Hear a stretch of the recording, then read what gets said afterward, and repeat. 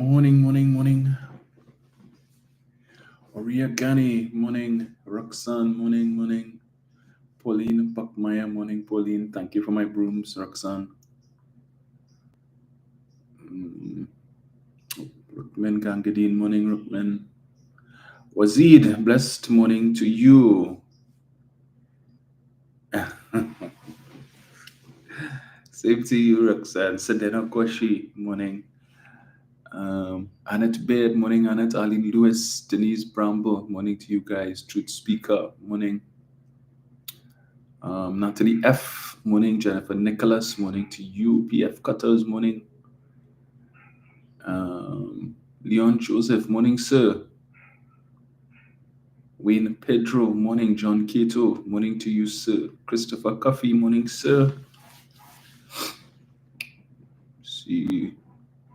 Seeing is that Lord, LLOD, morning to you. Winston Jones, Marlene Panton, morning, guys. That's who we have on Facebook.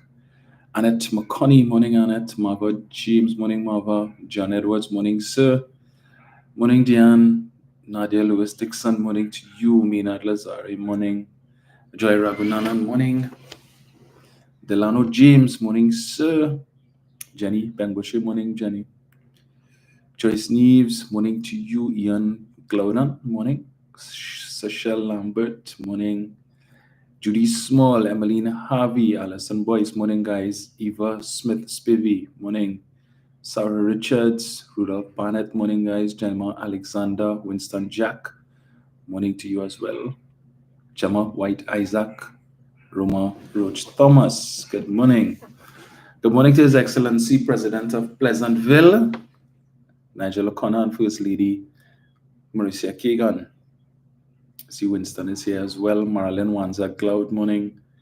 Patricia Lazar, morning. Alison Boyce. See this thing doing my hair, boy. Theophilus Lockheed, morning to you, sir. Ashton Clark, morning. See, is this,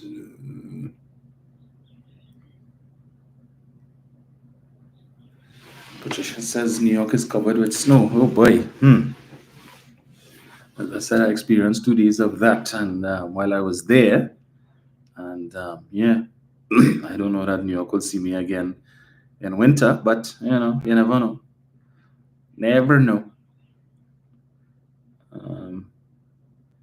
Seeing it says the temperature in New York is -6 and it feels like -12. Well, I'm glad I'm not there. Patricia, I don't know how you guys do it. Gail Ramberly, Teleka Boncho, morning. Anadai Ramai Tulba, morning to you, Jennifer.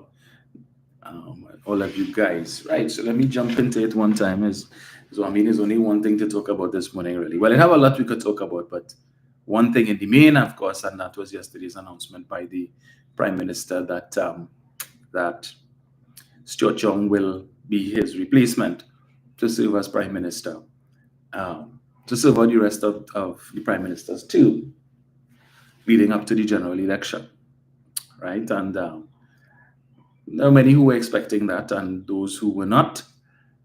Some are disappointed, some are happy. Mixed views. If you listen to the different television stations last night, they interviewed persons to find out what are their views. There are people who felt that Penny Beckles should have been given the nod, who felt that Amory Brown should have been given the nod. And it's interesting, a lot of people who have no business in being in P&M business, all up in P&M business. And as usual, the media continues to go to the same people to ask them for their analyses and so on, and half of them talking up mile rubbish, but that is to be expected, right? Of course, persons were looking to hear what the opposition had to say, and true to form, I mean, there was no disappointment there. Exactly what we expected to hear is what we heard. And then for those of you who had the stomach to listen to the Monday Night Forum last night, well, we see what the playbook, the UNC playbook, is going to be over the course of the next few months. And the leader, she was on a roll last night. Interesting. Yep. Just now, let me get this here. So, of course, the other piece of news yesterday was that the Prime Minister of Canada, Justin Trudeau, has also decided to step down. He stepped down yesterday as leader of his party, instructing the president of the party to begin the process to find a replacement for him as leader. And he will hold on as Prime Minister until such time as a new leader is elected. Now, there seems to be a bit of ambiguity with respect to local happenings yesterday with Dr. Rowley's announcement. And while it is that Dr. Rowley would have announced that when he submits his resignation to the president, that Stuart Young would be appointed the new prime minister, Dr. Rowley will remain the political leader of the People's National Movement, again, until such time as the electoral process takes place and a new leader is elected. So some people seem to think, well, Stuart Young's naming as Dr. Rowley's replacement as prime minister means that he would also be the political leader of the PNM, and that is not so, right? As Dr. Rowley would have indicated to reporters yesterday who would have asked the question, he said, we will cross the bridge of political leader, in due course, we will deal with that. But for now, the most pressing issue was to name the individual who will replace him when he resigns. And based on what he said yesterday, it appears that that resignation may come either towards the end of February or the beginning of March, right? Because he said there is one more event he needs to attend to, which is the CARICOM meeting, heads of government meeting on the 19th of February. He has certain things to wrap up because he serves on a couple of committees, a couple of which he chairs, so he needs to wrap that up. He needs to formally let his fellow CARICOM leaders know of his decision. Not that they don't already know, because I'm sure they would have heard the news, but he's providing them with the courtesy of letting them know in person that he is stepping down, what his decision is, and he is moving on. Who knows? Perhaps other CARICOM prime ministers might do likewise. I mean, Ralph Gonsalves is 78, so he's older than Dr. Rowley, but he doesn't seem to be showing any intentions of wanting to step away from the politics. So just like Prasad Bisesa, who we will get to shortly, right? And he says, Dr. Rowley said after that, when he comes back, one or two things to wrap up here, things that he could deal with much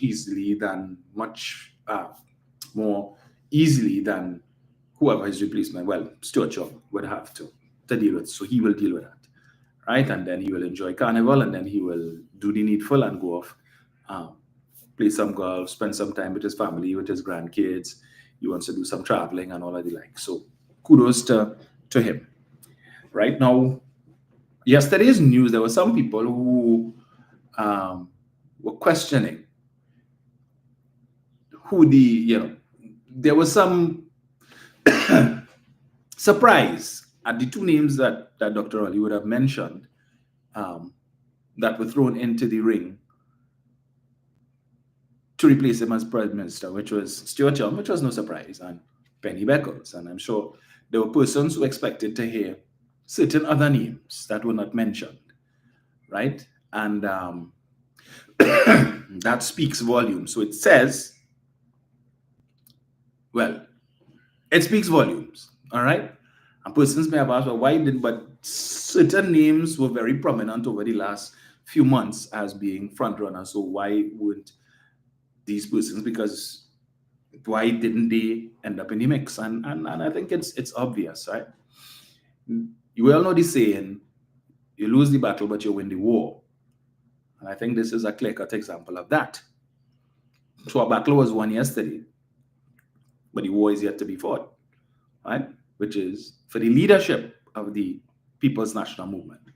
So, which is the bigger prize, because if you secure the leadership of the party, eventually it is expected that you will become the prime minister. Now, it's not a foregone conclusion, because what yesterday taught us or showed us, it is whoever is able to command the support of the majority of the House or the members of the government is who will take the position.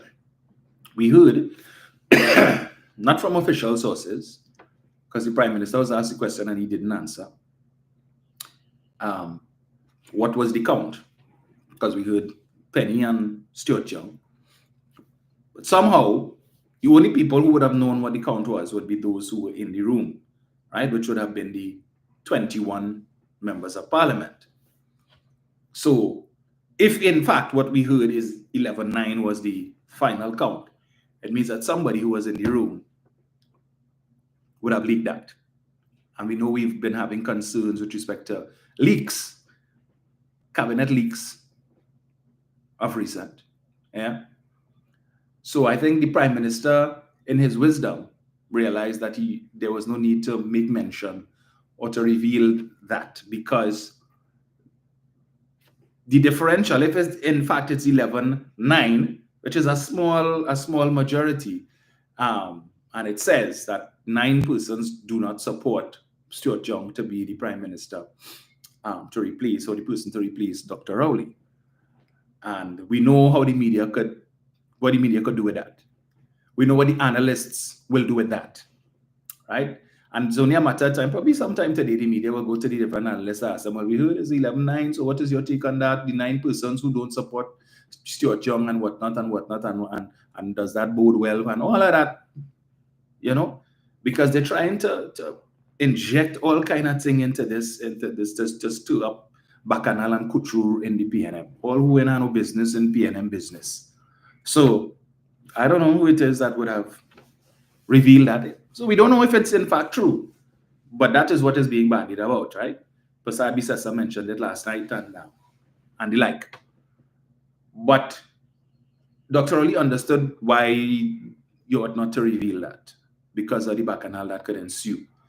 So if that is in fact the case and it was 11-9, then it means Minister Young has some work to do to convince those members of the 9 who did not support him, who are not interested or who are not pursuing leadership of the party, to get them across to his side, right? Now we know more than likely some of the 9 persons would not have supported him because they have interests in becoming political leader. And therefore, stands to reason.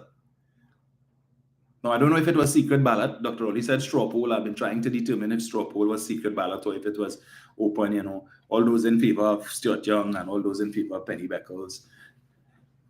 Secret ballot would have been better, because at the end of the day, you don't want to cause any rift. People say, oh, you didn't support me and whatnot. And then, you know, it causes, because life goes on. Parliament continues, at least until the end of August or thereabout, right? Sometime around there. Continues. So we don't want to have any rifts between the members of cabinet because certain people taking sides and figure wide and whatever. We don't want that. But you have to hand it to Dr. Rowley. Yeah? The man is a master when it comes to political strategy, because he would have revealed on Thursday. Was it Thursday? I think it was Thursday. He had the press conference. Whichever day he had it, right?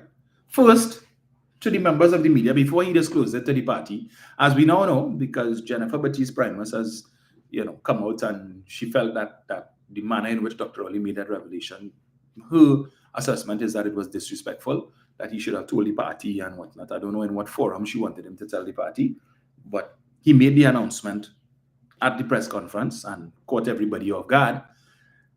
And he did it within days of the retreat. So clearly, persons didn't have time to go and lobby, right? They say, well, you go vote for me, you go vote for me. So it was, based on how he did it, it enabled the situation or the process to be a little more fair, a little more real, rather than people trying to jockey in the back, well, you go vote for me and I go do so and so, and I go put you in this position and whatever position and whatnot. So we could assume that none of that took place, right? But I was making the point why certain names would not have presented themselves yesterday. Because if you stuck out your neck, if you threw your hat in the ring and you lost to Stuart Young, and you have intentions of challenging for the leadership of the party, then that would have weakened your position, because it could be said that the majority of the members of parliament don't support you. And they would have their reasons why they don't support you. And if they don't have the confidence in supporting you, then maybe you're not the right person to be the leader of the party, because they probably know things that we don't know. They have their reasons why they don't support you. So rather than risk that, let me stay out of this fight. But the bigger fight, I will throw my hat in the ring for that one. Right? So it cannot be said that I am not favored among the members of parliament who sit on the government side, because there is nothing to show that. I didn't contest to replace Dr. Oli as prime minister for the remainder of his term. I'm looking at the bigger prize, to become the political leader and then ultimately prime minister. Now, what is unclear is it seems as if Stuart Young is going to lead the party into the general election, right? It makes sense, because the party ought not to have an internal election in an election year, because the time that you're spending to campaign for an internal election we should be focusing on the general election. And I keep saying that from that perspective, I think the PNM has been behind, because while the UNC has been having all the Monday night forum meetings and this meeting and the Sunday morning waste of time press conference and the pavement reports and all of these different things, the PNM has not been having meetings. In fact, it's been quite a while since we last, I think the last meeting we had was in October last year, post-budget in Belmont, if memory serves me correctly. Right, the UNC has had several meetings since then. So I would like to think that the PNM is now going to start to ramp up their campaigning, if not very soon, once they complete the screening process. I think they have 8 more seats to screen for, which would be the 3 Diego Martin seats, Laventille East Mova, La Brea, Dabadeo Mira, which is now back in the fray. I don't know if they screened La Hoqueta Talparo as yet, and some other seat, I can't remember which one, right?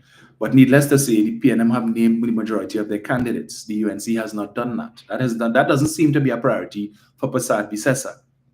Same thing they did in 2020, the same thing she was chastised and criticized for, that mere weeks before the general election, 3-4 weeks before the election, they're now looking to name candidates. So these persons were at a disadvantage. But then again, in the UNC stronghold, you could name a man today and the election is tomorrow and he will win. Despite the fact they like to talk a pack of nonsense about the PNM does vote based on race, and you could put a crapo in a Balize tie and they would win. The UNC is worse than that. Right? That is why Prasad Bisesa knows that she could take her time and screen and put whoever in a UNC safe seat, and they guaranteed. PNM people can't really say that, because I highly doubt you will ever see the UNC getting 12 seats. Highly doubt that. Their supporters are to a large extent motivated, but for the wrong reasons. It has nothing to do with substance. It has nothing to do with the UNC and its officers being a better alternative, because they certainly are not. It's based purely on race. And so now they find themselves in a bit of a tailspin, because Stuart Young is not an African. So when the UNC like to talk this stupid talk about, that thing, and the PNM is only vote based on race, and we keep telling them the point, the PNM is not an African, but you all saying that, but that is not the case. So now they have to defend. They are the ones who have to defend the race issue, not the PNM. So what are they doing? Let me give you an example. Let me get it here. And this is the nasty playbook that they're coming with.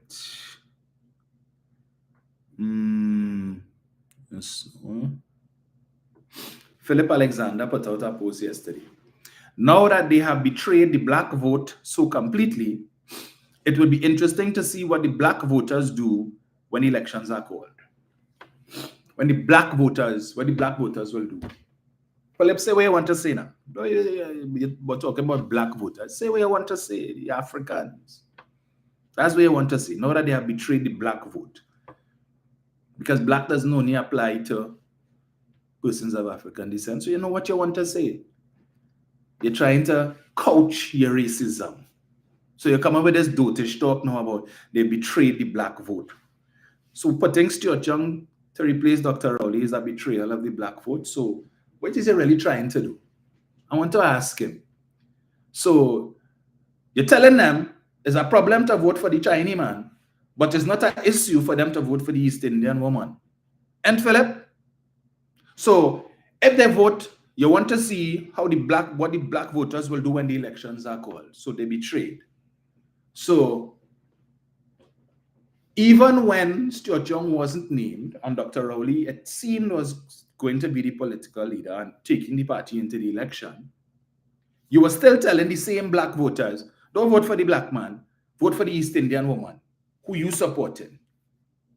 But now, Stuart Young is named to replace Dr. Rowley, and you want to come and they betray the black vote. So if they had taken your advice before Stuart Young was named and they had voted for the East Indian woman, that's not betraying that's not a betrayal? I want to ask him, what is the difference between the East Indian woman and the Chinese man? At the end of the day, neither one of them are Africans. But you advocating and telling the same black voter, vote for the East Indian woman. I'm trying to understand your logic, Philip, because your math's not mathsing. Right? Your math's not mathsing. Your logic not logicking. So it's a betrayal if they vote for the Chinese man, but not if they vote for the East Indian woman.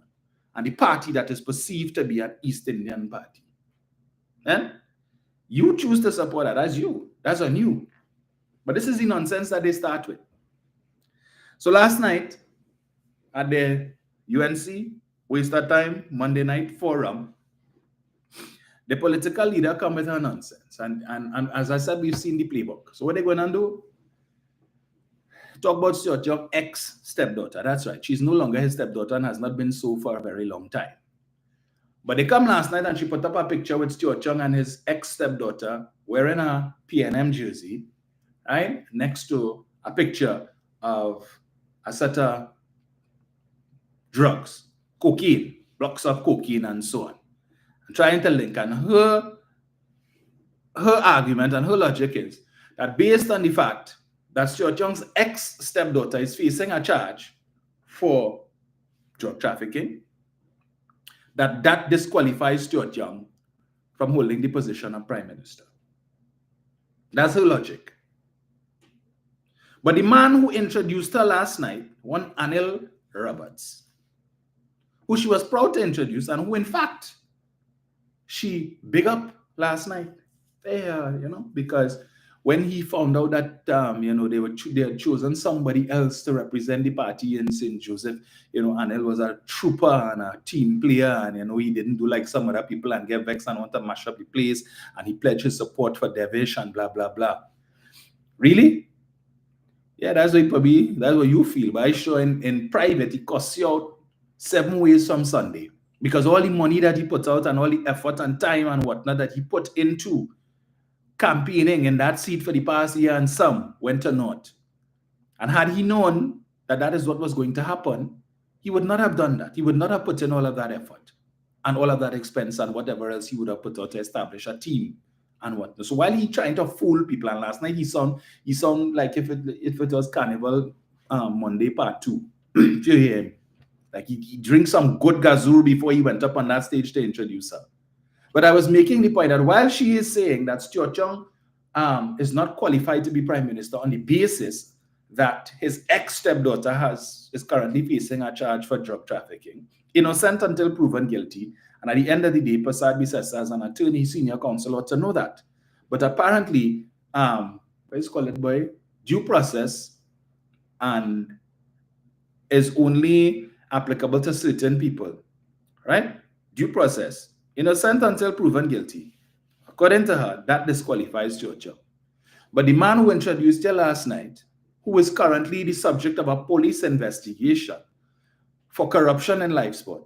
So not anybody related to him. He himself is the subject of a police investigation for corruption, possible corruption, misbehavior in public office, conspiracy, and other things while he was a minister.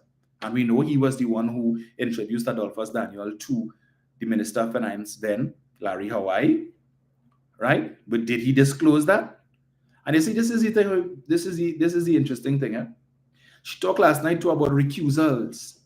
Did Anel Roberts recuse himself in respect of that? Did he disclose that Mr. Adolphus Daniel was his father's client, that his father was the one who would have assisted in the paperwork to establish Mr. Daniel's business? Did he disclose that he took Mr. Daniel to the Minister of Finance then? Did he disclose what his relationship to Mr. Daniel was prior to live sport? Did he disclose why it is that a decision was taken to award Mr. Daniel the contract, the $34 million contract, to teach math and English using Soul Select rather than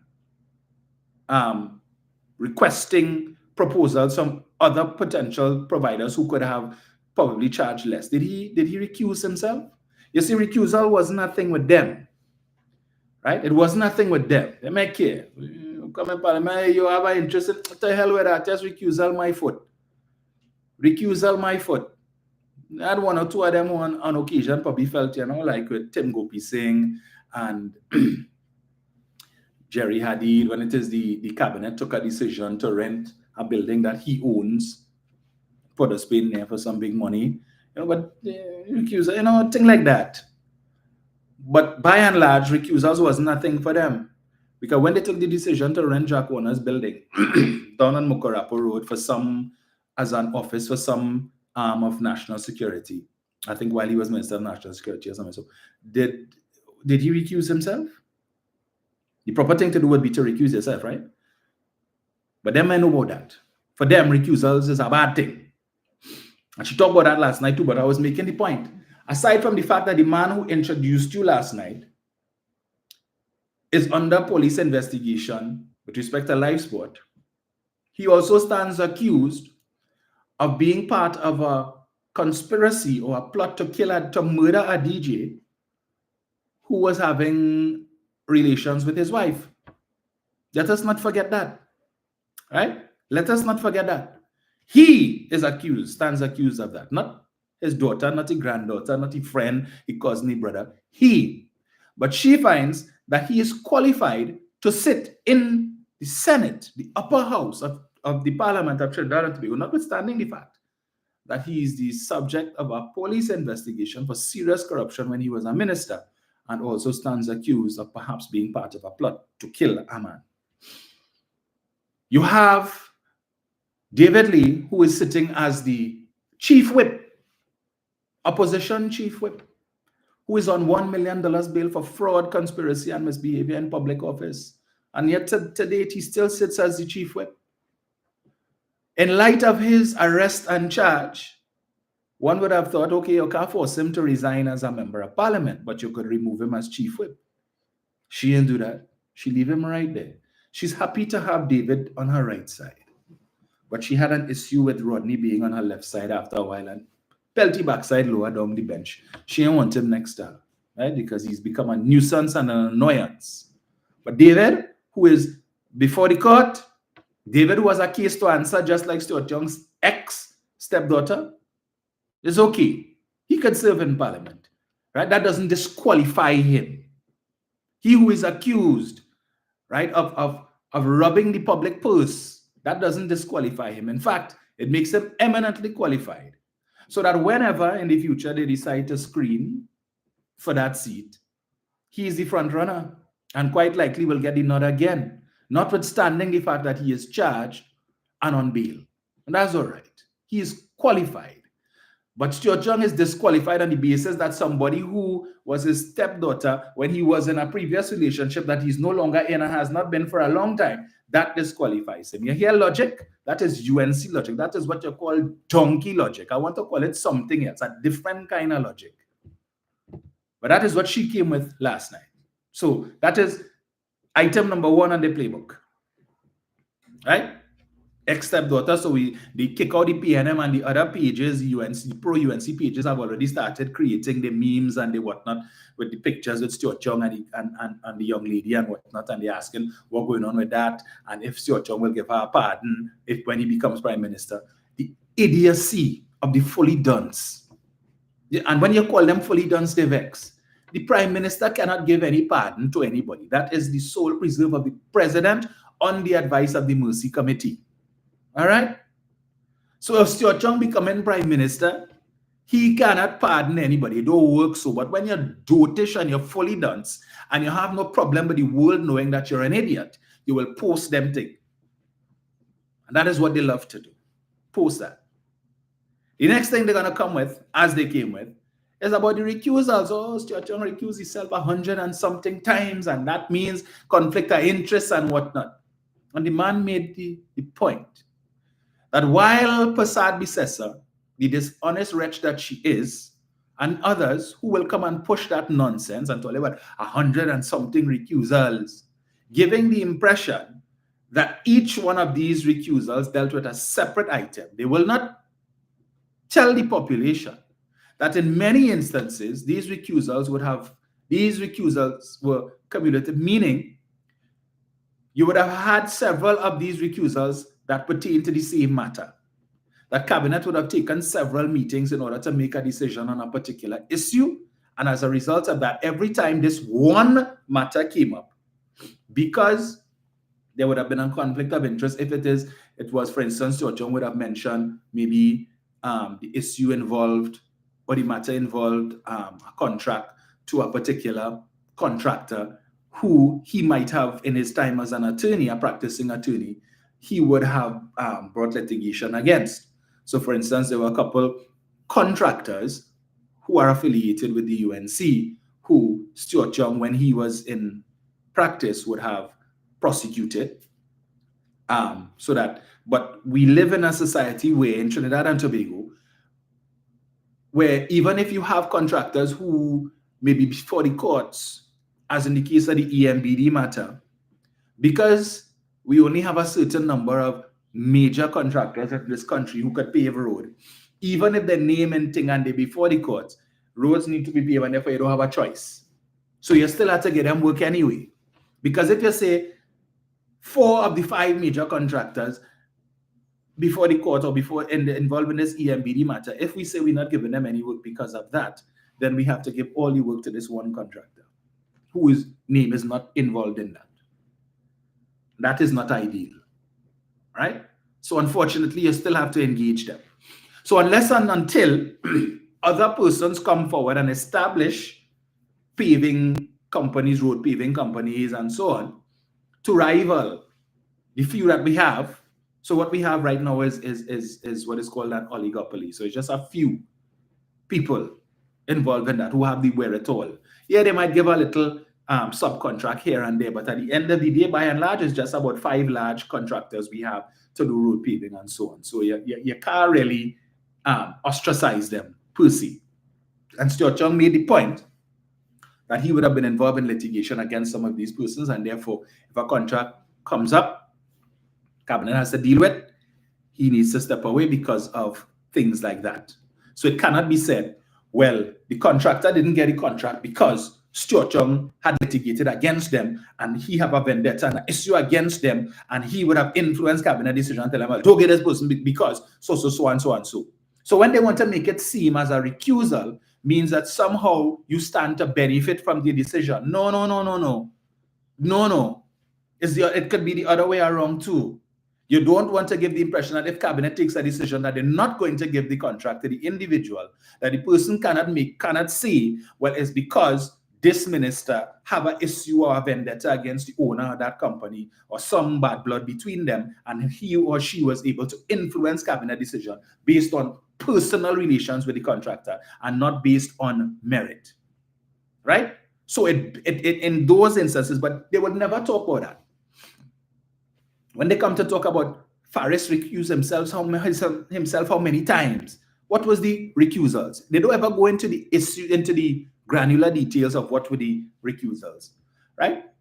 So in doing research, you would see some of Faris would have spoken to some of the things that he would have recused himself from. For instance, the rental of One Alexandra, right? Which the UNC had an issue with before they came into office.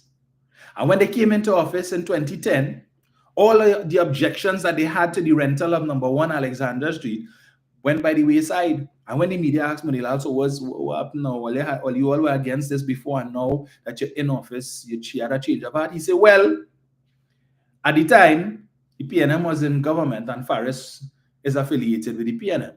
But now that the PNM is not in government, it doesn't matter if Faris owned the building because Faris is not affiliated with the government that has to make the decision. Okay? So it was only a problem when the PNM was in government. So, all right. So we will continue to rent the building for 5 years, 3 months, and 14 days. We will pay $43 million in rent, never use the building. We will spend over $120 million to outfit, never use the building. We will spend $5 million for security, over $1 million per year for security to secure an empty building, and we will never use it. For 5 years, 3 months, and 14 days, never use it. So close to $200 million in taxpayers' money was paid out for various things related to this one building, and it was never used. But taxpayers, the fully done taxpayers, have no problem with that. That's okay, right? That's okay. So when it is that this administration came in and they say, well, look, all this money done spent on this building, this previous administration spent all this money on this building. For us to abandon this now don't make no sense, because then that'll be a waste of all the money they spent. So the building already outfitted, let's put it to use. What did they do? They put the Ministry of Public Utilities there, and the Ministry of Public Utilities has been occupying that building since about 2016. Unknown to plenty of the fully dons now who still figure that the building empty. Right? Since 2016, the Ministry of Public Utilities has been located there, and the building has been in use. But of course, when it comes up, because it's not, the government didn't buy the building. So when the lease expires and a cabinet has to give consideration as to whether or not they're going to renew the lease, Faris has to recuse himself, because we know he has personal interest in the building by virtue of the fact that his in-laws are the landlords. And we don't want to give the impression that he would again somehow influence cabinet's decision to continue to rent the building, even if it makes good sense so to do. Because to move out means that, the money that would have been spent out of it is wasted. And it don't make sense to leave one rental accommodation to go to another. Now, if the government builds a new building for the Ministry of Public Utilities, no problem, as they did for the Ministry of Health, as they are doing for the Ministry of Social Development and Family Services, which currently occupies 2 buildings that are owned by Faris Al-Rawi's family. So the government is making moves. This administration is making moves to move out of those buildings and go into state-owned premises, which is currently under construction on Chagarit Road. In the same way that the government is seeking to build accommodation, state-owned accommodation for the EBC, state-owned accommodation for the National Lotteries Control Board, and the like. So we don't have to be concerned about these potential conflicts, because we would not be renting from these people. But yet still the fully dons keep talking about, well, I hear them saying, Stuart Chung becoming the Prime Minister, now the 1% would be, but the 1% will now own 100%. And how can I nonsense? Because Stuart Chung is for the 1% and he's one of them and all of that. What makes him one part of the 1%? Is he Syrian Lebanese? Because to the best of my knowledge, when people talk about the 1%, they reference the Syrian Lebanese community. Is he a member of the Syrian Lebanese community? Not that I'm aware of. But since they want to make that claim and talk about, well, the 1% to own, can Jolene John, who is a deputy political leader of the UNC, tell us whether or not she is still in receipt of an income from Mario Sabga Aboud, the owner of Rituals, Coffee House, Pizza Boys, Pizza Burger Boys, Walk and Roll, I think, and whatever else? Is she still in the employ of Mr. Aboud, as she was? Mr. Sabga Aboud, as she was for many years, in receipt of significant sums, even when she chose to go to leave and go to UDCOT and whatnot and stuff, we are told she remained on the payroll. What is her current professional relationship to Mr. Sabga Aboud and the like? I'm just asking. Because knowing her lifestyle, certainly she can't be surviving on the salary of a senator, which isn't much. Because after you deduct taxes and so on, it didn't really have much left over for her. So what is her alternative source of income? How was she able to purchase fridge and stove and furniture and stuff to try and bribe the voters in La Hoqueta Talparo in 2020. Where did that money come from? You want to help us out with that? Kick out the PNM? You want to do some investigation and tell us whether or not Julian John is still in bed with the 1%? And when only want to come with this dotish talk again about Stuart Chung and the 1% and how the 1%, let me remind you all, it is not Stuart Chung and the PNM, it is not Keith Rowley and the PNM that has promised that should they win the next general election, that they intend to cut corporate tax by 50%. It was in fact Keith Rowley, Stuart Chung, and this current PNM administration that increased the corporate tax rate from 25 to 30% if it is that you're earning more than $1 million in profits for the year, and for the banks and so on, 35%. It is Keith Rowley and Stuart Chung that did that. Well, not Stuart Chung, but the cabinet, which included Stuart Chung. It is Kamala Persad-Bissessar and the UNC, as it is stated in black and white in their manifesto for 2025, that if you put them back into office, they intend to cut corporate tax from 35% and 30% to 18%. Who stands to benefit from that? When we see the banks making hundreds of millions and billions of dollars in profits, and right now, under the Keith Rowley administration, they're required to pay 35%, but under Kamala, they will pay 18%. Who stands to benefit from that? When we see companies like Agostini, which is owned by the Mute family, and we see Prestige Holdings and these companies declaring mega profits, right? When we see the Ansa Makal Group declaring mega profits in the tunes of hundreds of millions of dollars, and right now they are required to pay 30% corporation tax. But Kamala is saying to them, if we get back in office, I will cut it from 30 and 35 to 18. Because let us not forget the Ansa Makal Group also has banks in there. They have the Ansa Bank and they have the Ansa Merchant Bank, Ansa Bank, which was previously Bank of Baroda. So when they're declaring all these hundreds of millions of dollars in profits, let us not forget, right? And I'm speaking specifically here to those who are on the live who support the UNC and like to talk this dotish talk about 1% and the 1% owns the PNM. It is not the PNM and Keith Rowley who gave away lands, prime real estate in Chagaramas to the so-called 1% at peppercorn rates, 4 acres of land at $1 per year for 30 years to build a car park that was to be leased to the CDA for $900,000 a month for 30 years. It wasn't Keith Rowley and the PNM that did that. In fact, it was Keith Rowley and the PNM that took back those 4 acres from that individual. It wasn't Keith Rowley and the PNM that gave 35 acres of prime real estate in Chagaramas to one individual to build a water park at $3,800 a month when the evaluator said it should be $500,000 a month. It wasn't Keith Rowley and Stuart Chung that did that. That was Kamala Persad-Bissessar and her administration that did that. Lest you all forget. It was Keith Rowley and his administration that when they came in, took all of these leases that were issued by the Persad-Bissessar administration. Some of these leases were issued with mere months before the general election.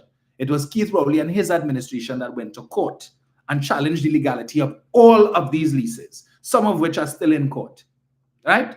That is what Keith Rowley did. The UNC's National Economic Transformation Plan clearly states that should we get back into office, we will continue the work that we started in the Chagaramas Peninsula. What is the work they started between 2010 to 2015? Giving away prime real estate in Chagaramas.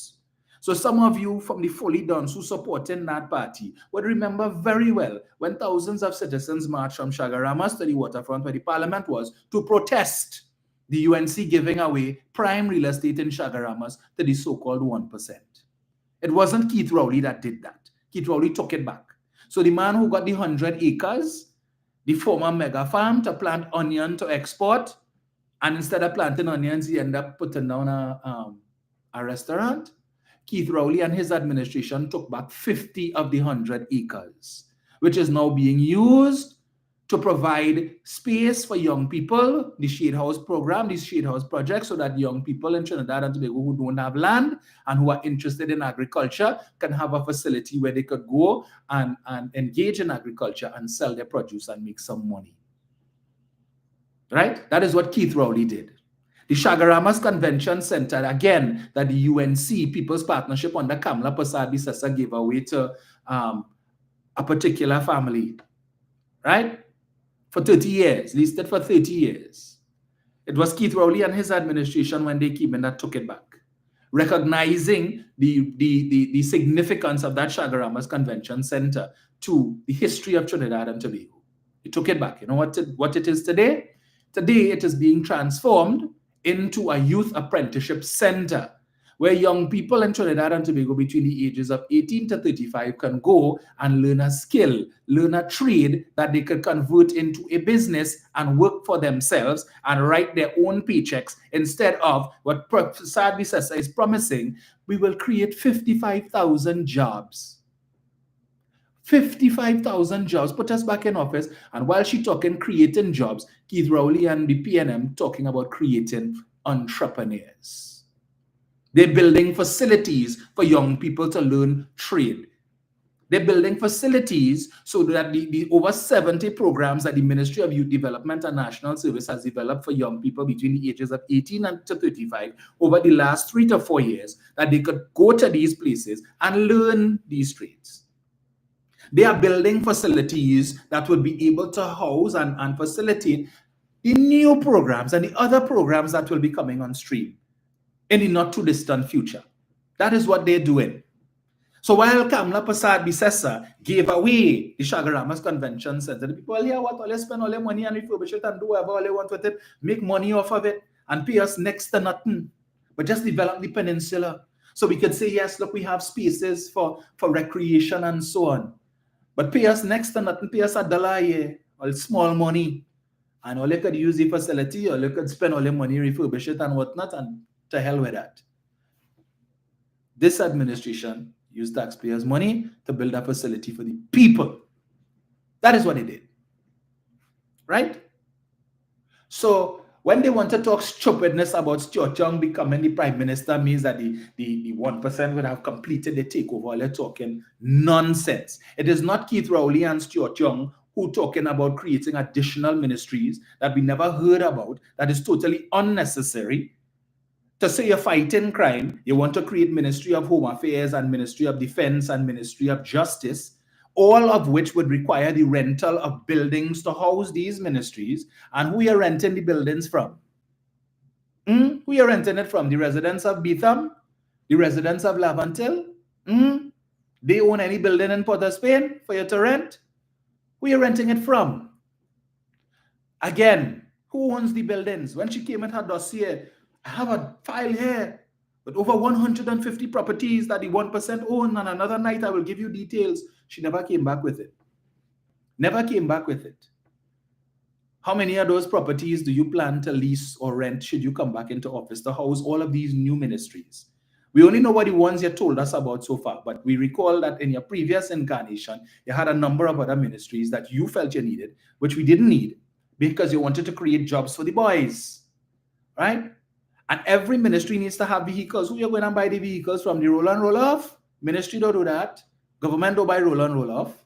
Brand new vehicles. Who are you buying it from? Who benefiting? But Rowley say the rich must get richer. But who making the rich richer? Just remember that. All of you fully dunce who want to talk that nonsense, just remember, Keith Rowley tell them pay 30%, Kamla telling them you're going to pay 18%. But you know, less is more with them, right? Okay.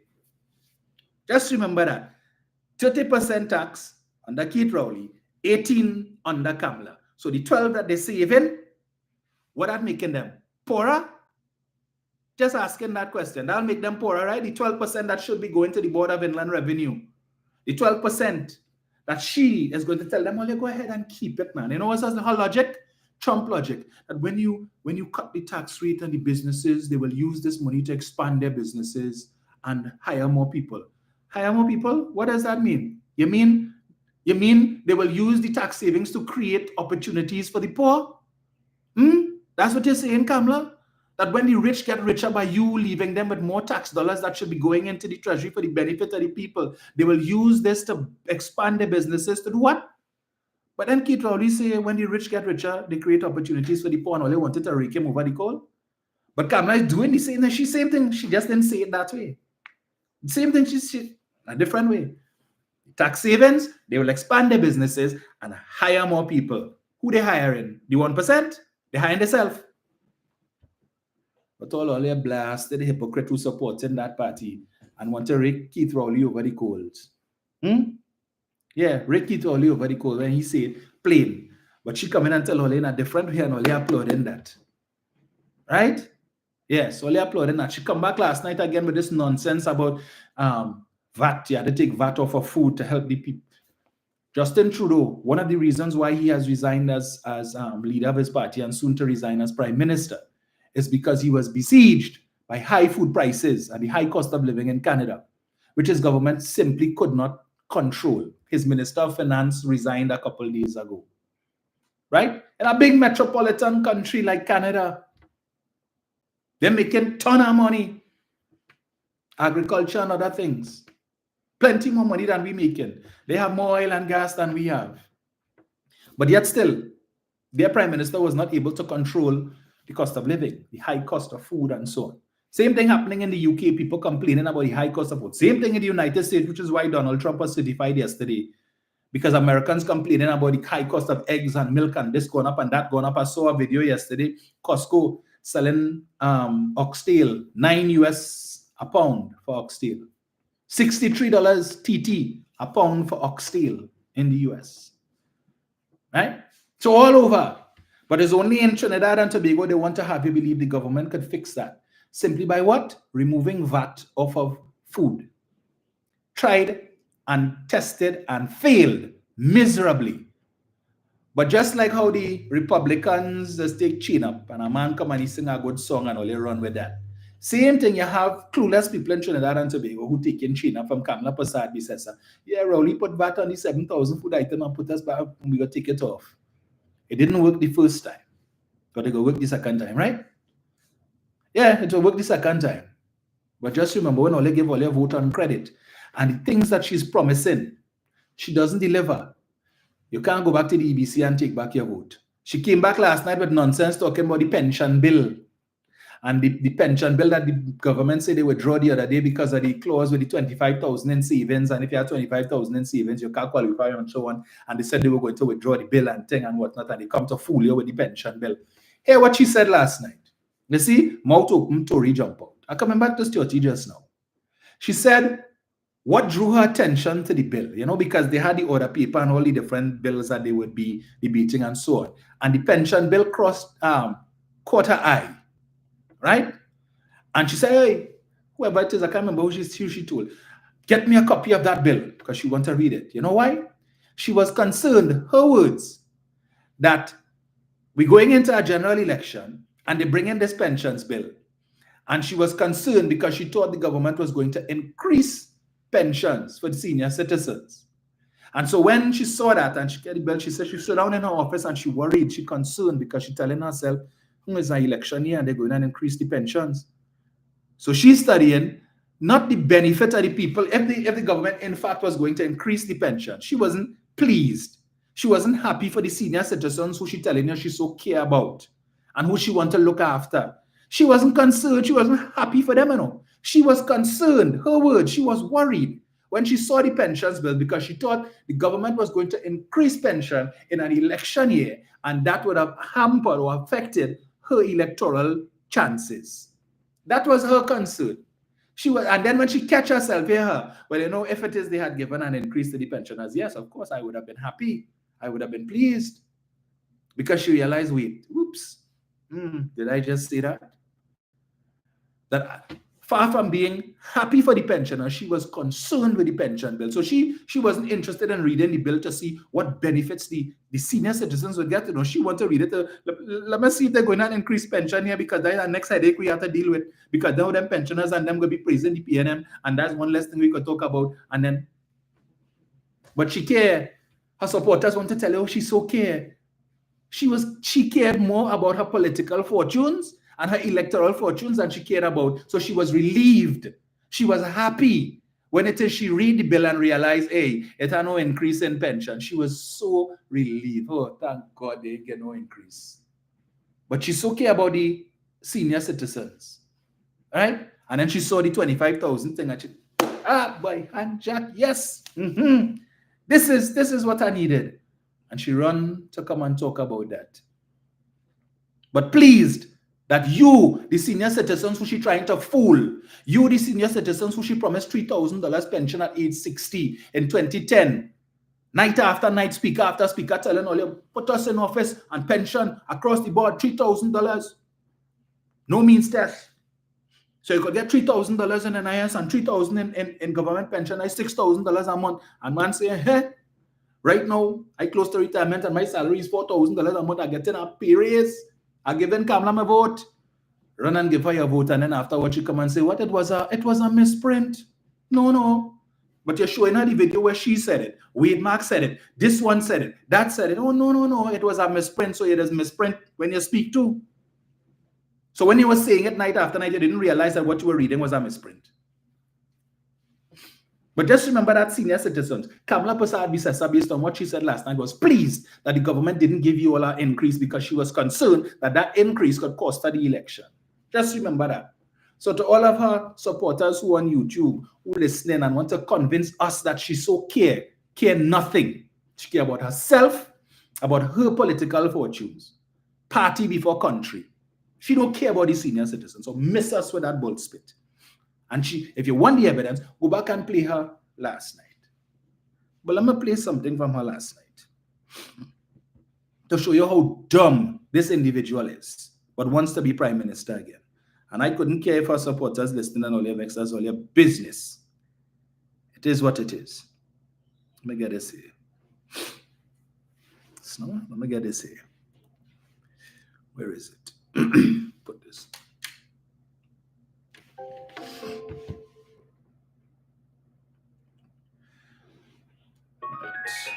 Let me get it. Oh, somebody sent it in here.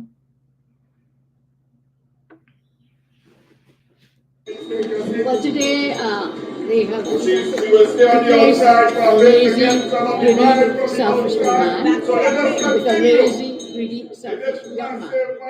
They did so taking the impression of Joe Biden and Kamala Harris by undemocratically anointing Stuart Young. Let me get something better, because that loudmouth fool in the background, you can barely hear what it is she saying. So let me get this here. The next clown last night talking about legacy and Rowley legacy and legacies. He impregnated a 17-year-old and legacy. What is your legacy?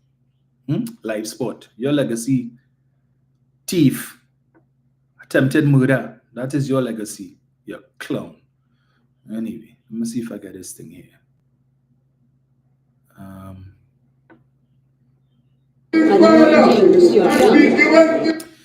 No. So, she had to spoil it. I wish I was aware. I know it was on CNC3 News last night, and it was a little better because you weren't hearing that fool. But anyway, let me try that again. Unlike Joe Biden and Kamala Harris, they will be defeated. Yes. The point I wanted to draw it from that is the reference that she made to Joe Biden and Kamala Harris. Right? First of all, and the woman's name is Kamala, right? Not Kamala. As if you don't know that. But then again, when it is that you get all of your news, your foreign news from Fox News, and you only listen to Donald Trump and you're a Trump disciple, that is what happens, right? And if you wanted any more evidence of that, yes. But she said, she referenced the decision of how Stuart Young was selected to replace Dr. Rowley as prime minister, not as political leader, as prime minister. And she said, it's the same thing with Kamala Harris and Joe Biden, where it is that they would have subverted democracy and Joe Biden handpicked Kamala Harris. And so Joe Biden remains, as of this time, the sitting president of the United States of America. Until the 20th of January at 12 noon or thereabouts, he remains the president of the United States of America.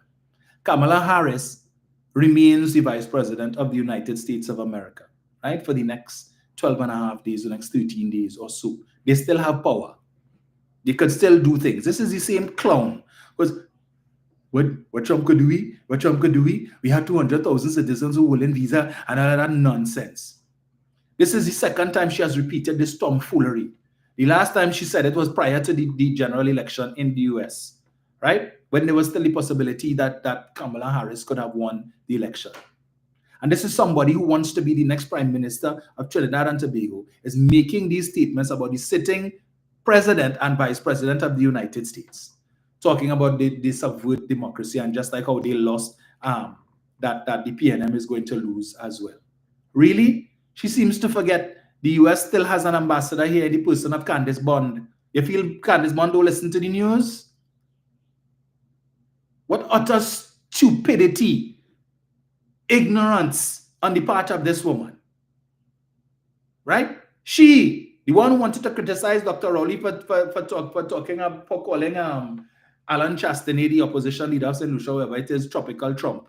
But here it is that you are attacking and accusing the sitting president and vice president of the United States of America of subverting democracy. What utter rubbish did she be? But you see, again, when you listen to Fox News, that is what happens. Because apparently she missed the part where Joe Biden chose to stand down.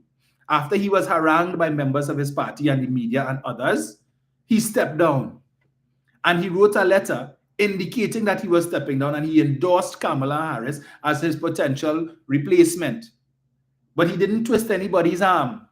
And the timing of his announcement meant that there was not, and given the fact that a number of the primaries had already taken place, and with mere months, 3.5 to 4 months prior to the election, there was not time for them to go through the whole primary process again. So there was all kind of talk about they could have a mini primary and they could do this and do that, but nobody could come to agreement on what should be done. Did anybody else step forward to say that they would like to challenge? Other than Joe Manchin, who was an independent, when he was still there, was independent. Did anybody else step forward? She seems to forget that there was a roll call in which all of the delegates that have been pledged to Joe Biden, based on what he would have won in the primaries, unchallenged, that those delegates came forward and were pledged to Kamala Harris. There was a roll call prior to the DNC, the convention, where it is all of the delegates from all 50 states came forward and they pledged their support to Kamala Harris. If they didn't, there was nothing forcing them to. Any of the delegates could have said, we do not support. We give our votes to whoever it is else. But apparently she missed that. So to come and talk this stupidness about subvert democracy and all kind of foolishness. But let me remind her, since it seems that the sources that she imbibes apparently affecting not only her teeth, but her brain as well. Let me remind her of something. Where is it? Guardian article dated the 16th of the 11th, 2010. PM sees Munilal as her successor.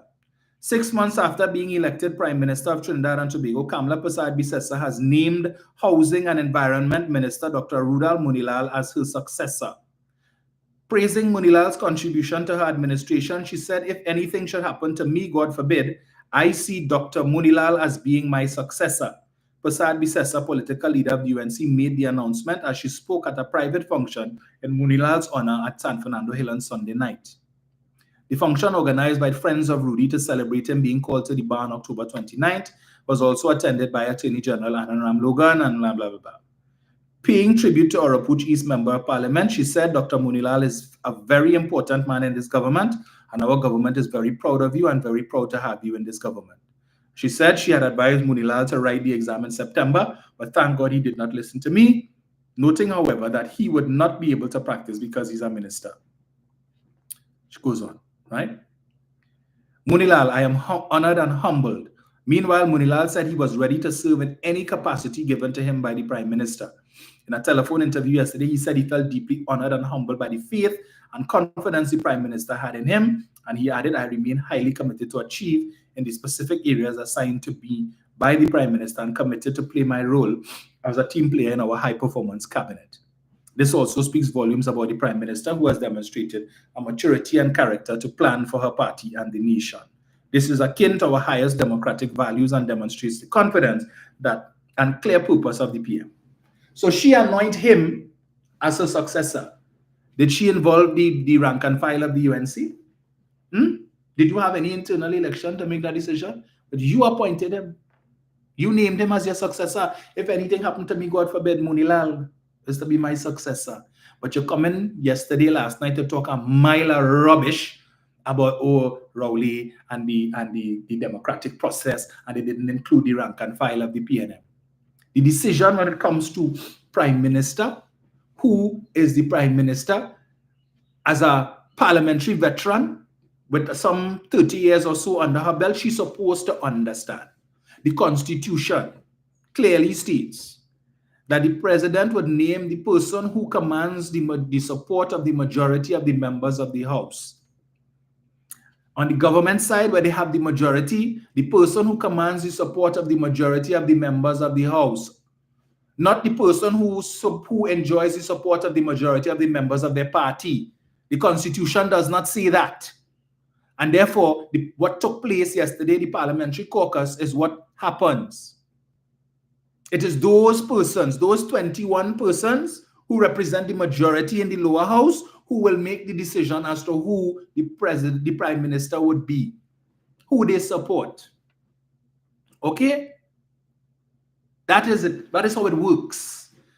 You don't need to go and have a convention and whatnot for the party. The membership does not vote for prime minister. They vote for the political leader. And as of now, notwithstanding the fact that Stuart Young is going to replace Dr. Rowley as prime minister, he does not replace Dr. Rowley as political leader. Dr. Rowley remains the political leader of the PNM until such time as the democratic process that she's talking about takes place and a new leader is elected, whether that person is Stuart Young or whoever else who wants to throw their hat in the ring. Okay? The membership does not choose the prime minister. While it has been convention that the political leader would serve as prime minister should his party win the majority or her party win the majority, it is not automatic. That is why if they wanted to oust Dr. Rowley, all you needed was a majority on the lower bench, in the lower house. They had 22, 21 now because Lisa Morris Julian's demise. So if they could have get 12 or 11 or 12 persons to say, look, we no longer support Kid Rowley as prime minister, and they write to the president and they indicate who they support, then the president would have no choice but to appoint that person as prime minister. All right? And that does not require the intervention of the membership. So stop trying to chain up the membership and this dotish talk about lack of democracy and all kind of thing, and they subverting this and whatnot. And for that, I'm disappointed in Jennifer Baptiste Primus, I must say. All right? Because, anyway, I would just leave it there. Right? I read somewhere. Anyway, I'll leave that there. But just to say that I'm a bit disappointed in Mrs. Baptiste Primus. Okay? Because you know the PNM philosophy. If you have an issue, it is to be dealt with internally. Because bringing it out in the newspaper and every time the media chuck a mic in your face or they call you and you have to give a running commentary about X, Y, Z and ABC, it doesn't help. It doesn't change the situation. Right? These things cannot be ironed out in the media. It has to be dealt with internally in the PNM. The party, the same constitution that you're trying to defend is the same constitution that stipulates how these matters are to be treated with internally. So by making comments to the media and causing strife and giving the impression talk about the PNM and chaos and all kind of thing and the PNM, all that is not needed when that is not the case. But I listened to Prasad Bisasa again last night talking nonsense about, and you see, and this is why I said, right? Ammunition.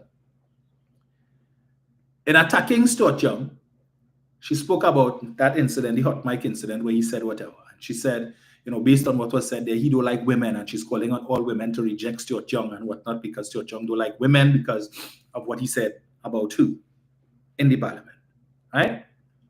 Off mic. Well, it should have been off mic, but. And then she referenced how the speaker reprimanded Stuart Young. And she said, I was so surprised that the speaker reprimanded him.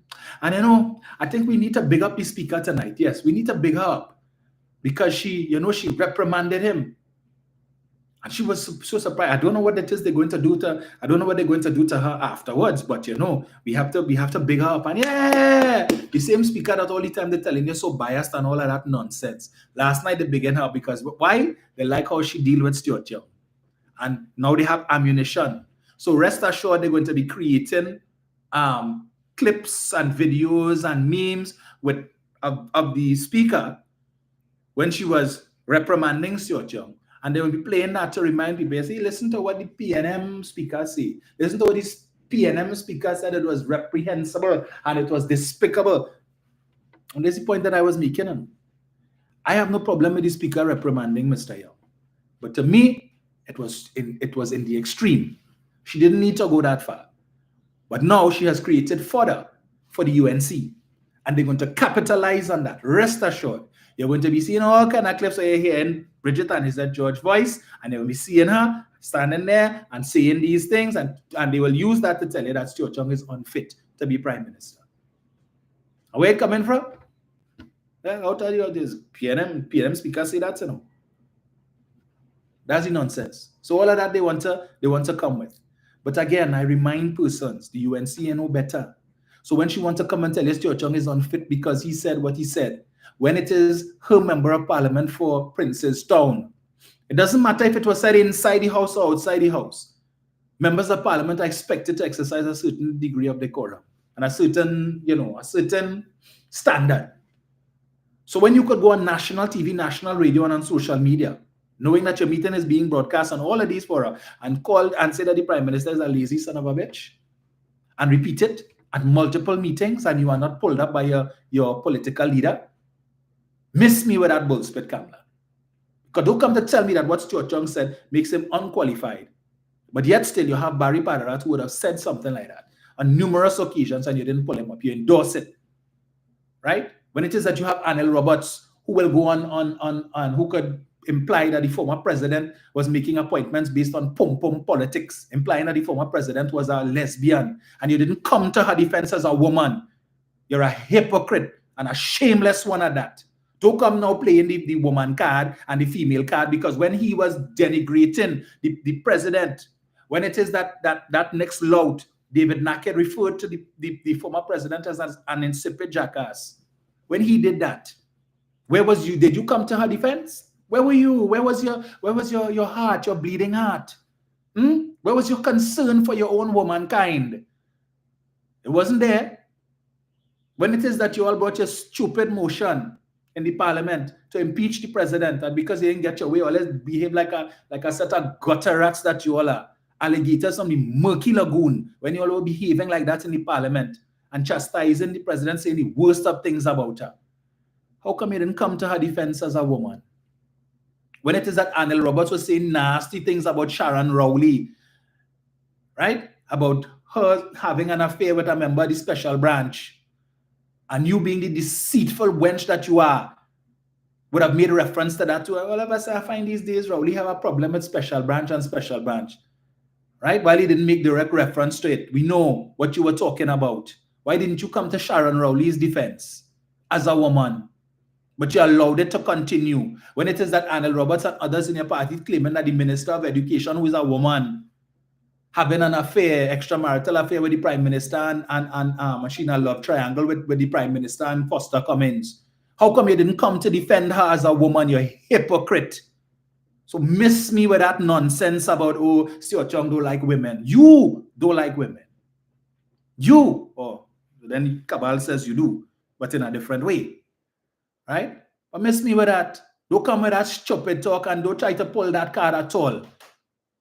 Because when it is members of your party disrespecting women in the PNM, when it is that next lout, that counterfeit 1%er, that wannabe Syrian, according to Gary Aboud, can't run a business to save his life, broken to teeth, when it is that he referred to Camille Robinson Regis in the way that he did in the wake of Lisa Morris Julian's death. Where were you to defend Camille Robinson Regis? Where were you as a woman? Where were you? You allowed him to say those nasty things. And then last night to begin him up, Philip Alexander is here with us. Yes, and we will join and whatnot. But he was the only one there. The rest of them who you met with the other day to form an alliance, where were they? Where were they? They jumped ship. They're not interested anymore. He's the only one who tagging along. Fool that he is. He was supposed to be running for St. Joseph. Yes, set up shop. Move PEP headquarters from Victoria Square and set up shop in Bamboo so that he could contest because he put it in the constituency. He going and contest the seat. And now like the little loopy dog that he is, you've emasculated him. He had to go and lie down in a corner and lick between his legs where his testicles used to be. Because as we always say, when men come into the UNC, one of the first requirements is that they have to put the testicles in a box by the door, right? And wave bye-bye to it because they're not going to see it for another 5 years if you're a member of parliament, and if you're a councillor, you're not going to see it for the next 4 years. So he had to go and lie down in a corner like a little loopy dog and licking where his testicles used to be, right? When he had 1.5, and you take that. Now if you see him last night trying to defend, oh, Devish is such a great person, and Devish this and Devish that and whatnot, and a great choice. But you said that you were the best thing, Philip Alexander. You said you were the best choice for St. Joseph. That's why you went and spent your money, the little pittance you have, the little scrapings you have, to go and set up shop in Bamboo. And now what she has emasculated you too. So you ain't running for St. Joseph again, where you're trying to endorse and Devish Pasar and Devish this and Devish is a model human being. And if you hear him last night, if you hear him, fool, that's what she do to you. So you're running again. Whatever she say, according to this Republican congressman, if Donald Trump tell us to jump 3 feet high in the air and whatever, we jump 3 feet. If she tell all to do that, that's what you're doing. You're so desperate to get into office. The Treasury, you're seeing it right there. I could just reach out and touch it. All we are owing, right? All the judgments against you that you have people to pay. I see Munilal had to pay Roger $500,000 talking about he waiting for the transcript so he could appeal. And he think they're going to win the appeal. Win what appeal? You claim that the man take the 15 million and he didn't. I don't see how you expect to win that appeal. Wait, you have evidence that he took 15 million? No. Where are you going with that? But here, he sued Juliet Davy for $500,000 a few years ago for a similar matter of defamation. And he ain't collect. So maybe he should go on after Juliet to collect the 500,000 so she could pay it to Roger. Well, then what are you appealing for? Do you want to go after Juliet now? So yeah, that's 500, so we cancel that. So tell Juliet to pay Roger the 500,000. But if you're so sure you're going to win, we're going down that road for. These bunch of hypocrites, but want to tell you, put them back in office. I endorse Stuart Chung. Let me say, I want to congratulate Stuart Chung on behalf of St. Mary's College, right? His alma mater. For years, this year St. Mary's College will be 162 years. 162 years old. Oldest secondary school, right? And we've been able to achieve every other single high office in this country, except a prime minister. In fact, we've had the first president, Ellis Clark, St. Mary's College old boy. His predecessor, Solomon Hochoy, went to St. Mary's College as well. So we've had presidents, we've had chief justices, we've had judges, we've had members of parliament, we've had government ministers. Most of the high offices. The only one we were missing was prime minister. And Stuart Chung has been able to bring that home for us. So I congratulate you, sir. In my own capacity and also as a member of the board of the St. Mary's College Past Students Union on behalf of all St. Mary's College students, present, past, and yet to come, well done. Well done. You brought home that one elusive trophy for us. But just to wrap up, right? All the things that could throw at Stuart Chung, the stupidness about his ex-stepdaughter, recusals and all of that, is rubbish. Let me tell you, they're running scared. They're running scared. Because there are people who say, yeah, that's a good choice, you know. My only question is, will he remain, when he becomes prime minister, will he remain the minister of energy? Because for me, there is nobody else who could do that work like Stuart Chung. But it is not unprecedented that the prime minister could also hold a separate portfolio because Patrick Manning was prime minister and minister of finance.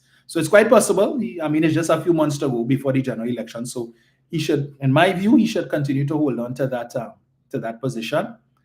But going forward, the issue, of course, now is that of the leadership of the PNM. Who is going to lead the PNM after? Now that Stuart Chum is to become prime minister, obviously he's going to have to resign his position as chairman. As you may well be aware, we do not have a vice chairman because Nian Gatsby-Dolly would have contested that position, which she won, and shortly thereafter, she had to relinquish that position because she was made a deputy political leader. So now the party is without a vice chairman, and when Stuart Chum becomes prime minister, we will be without a chairman as well.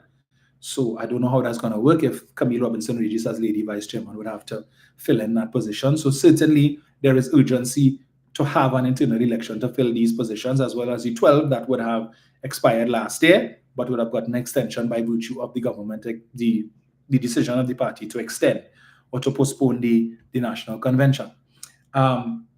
Also, I listened to Hamid Ghani, he talked a mile as normal, but there was one thing he raised which was a very salient point, and it had to do with the issue of a budget. Because as you know, the law states that the budget must be read, debated, and passed by the, I think it's the 31st of October, which would have an impact, of course, on when the election is going to be called. Because if the PNM loses the election, no, remember, it takes a little while to prepare a budget, right? If they win the election, I imagine all now, Colmebert is doing what needs to be done to be able, but the budget is a reflection of government policy. So that even if preparation is made, the preparations that are being made now will be based on PNM policy. If the good citizens of this country play fast and loose with their vote and put the UNC back, then the time frame would be very limited for them to be able to have a budget that suits their policy, right? Now, bearing in mind, that is what they did to the PNM in 2015, sorry. They called the election on the 7th of September. And when they lost and the PNM came in, Colmebert had a matter of mere weeks to put together a budget to be read and passed by the end of October. So that might have an impact too on what date the election is, because the 12th Parliament comes to an end in August. So I don't know if it is that they're going to go into the 13th Parliament, but then you would have to prorogue for the election. So that might, so we kind of have an idea as to when the election is going to take place. Okay? So we will see what plays out. But it would make sense for the party not to have any internal election for leadership or otherwise until after the general election. All right? That's the best time. Win, lose, or draw, whatever the outcome is. Now, I suppose one of the reasons why certain persons may have decided not to offer themselves yesterday is because if the PNM loses the election, God forbid, then the tradition is whoever is the prime minister at the time that they would step down, which makes it easy for such persons to assume leadership of the party if the internal election is held after the general election, right? Now, if the party wins, this person the prime minister who would have taken the party into the election has a distinct advantage with respect to leadership. But do you take that gamble? All right. So we will see how things play out with respect to that going forward, because there will be a leadership vacuum, as Dr. Rowley said. He hasn't decided yet when he's going to step down from the position of political leader, but it will be the first time that we will have the political leader and the prime minister being two different persons sitting in the house, right? So unprecedented times, but we will see where it goes. So what's the time there? 8 o'clock. There's much more to be said on this, but not this morning. Let me just get this here. Hello, good morning. Hello? Yes, sir, morning. Yes, thank you very much for taking my call. No problem. I want to make one or 2 points this morning. Go right ahead. And I am focusing principally on one Kamla Prasad Bisesa. That should be the focus of my attention this morning. Mm-hmm. First of all, you are claiming in your meeting last night that appointing Stuart Young or anointing Stuart Young as the new prime minister, the prime minister designates, that constitutes a betrayal of black people in this country.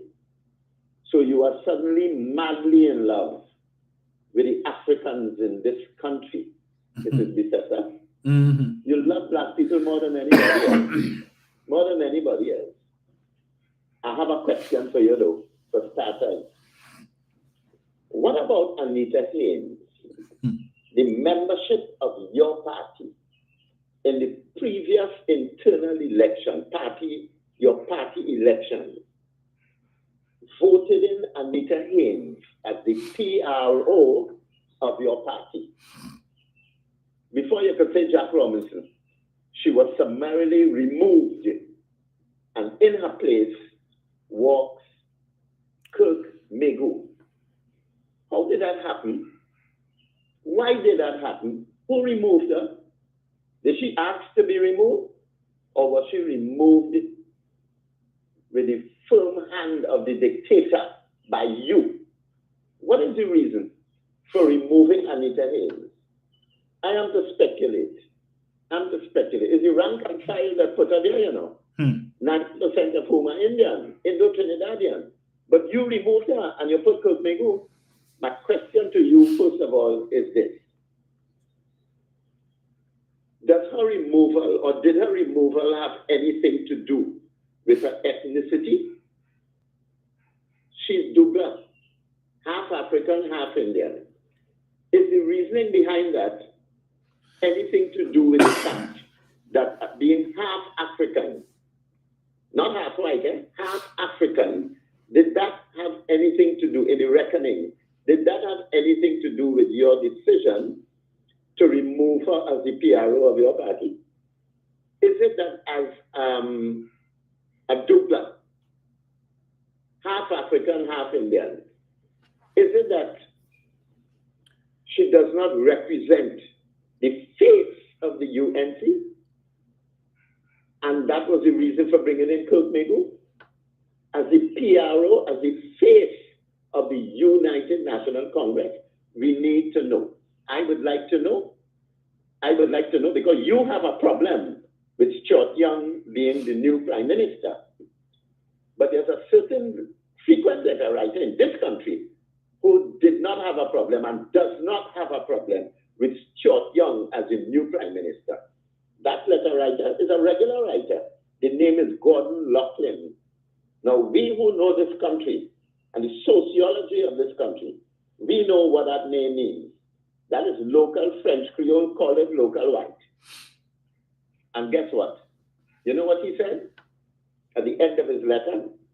That his choice for the new prime minister is Stuart Young. Now, what does that tell me? And what does that tell us? He mightn't be any lover of PNM. He might be any big lover of PNM. But his choice is Stuart Young. And that should tell you all that you need to know. You don't need pen and paper and everything to find out what that connotes, what that means. From my reading of the situation, he may not be no lover of PNM, but his background, socially, sociologically, religiously, for me, he is speaking for many of the people of this country who look like him. And that, to me, is the value of putting Stuart Young as the new Prime Minister of Trinidad and Tobago. He represents and reflects what we call the third force, right? For the undecided voter. And that is what had Bissessa in such a damn mess last night. And going forward, that is what had her in such a tizzy. She knows, she damn well knows what the appointment of Stuart Young portends for the Westmorings and the Bayshores and the Mocha and the Fairways and all of that. She knows who knock glasses on a Sunday morning in York Pub and so on. She knows. And that is what is terrorizing the sector. So you are so obsessed with Young's appointment.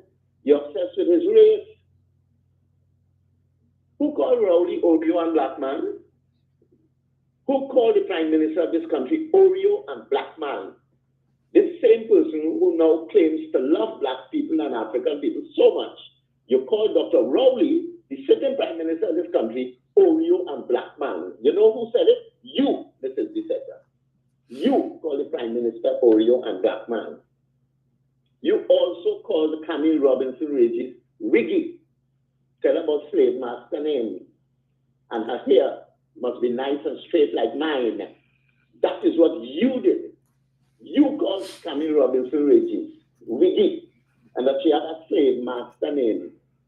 That is your love for black people and Africans in this country. When you decided that you're not extraditing Galvaransing and Ferguson to the United States, to Florida to be precise, but you decided that you're not extraditing Galvaransing and Ferguson, but you decide you're going to extradite Jack Warner. That is your love for black people. That is your deep love affair, your obsession with Africans in this country and their welfare. You, Madam Bissetta, you and your cabinet decided we're not extraditing our good friends. We're not extraditing our good friends, our archangels.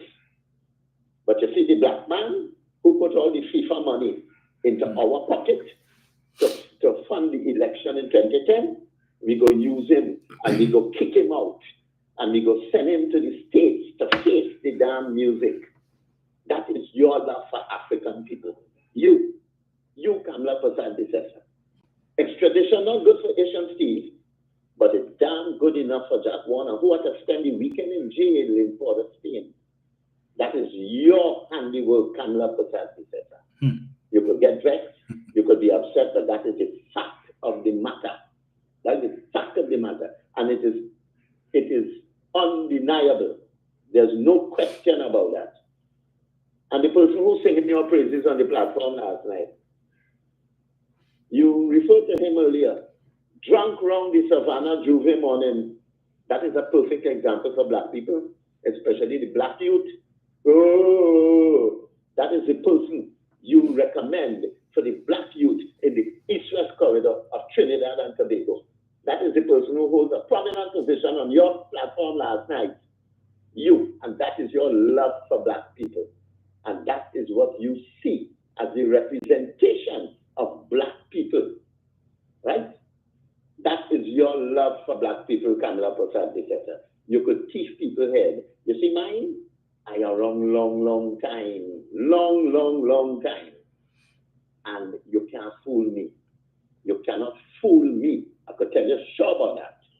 I'm sure about that. And my reference to Gordon Loughlin earlier, that is a message for Jennifer Baptiste Primus. And I'm wondering, what is this hate campaign you suddenly develop for Dr. Rowley and the PNN and institutions and procedures and this committee and that committee and that committee? Does it have anything to do, Mrs. Baptiste Primus, with the fact that when 2020 came around and choices were being made to fill senatorial positions that you were not considered? Does it have anything to do with that? I am just asking you, is that the reason for your sudden ire and bitterness and hatred for the PNM now? That you were not given, you were not reappointed as a government minister? What is this? What is this? And in closing, you see, in the wake of Patrick Manning and Keith Rowley, you need a very strong person, a strong platform speaker. Those two men were excellent. Penny Beckles, as good as nothing. As a friend reminded me in the parliament some years ago, they asked her some questions, and she said, I'm looking forwarding to Penny Beckles in the parliament, and that is the person that people want as the new leader of the PNM. I mean, for God's sake, man, give me a break. Thanks, Mr. Rowan. Thank you, sir.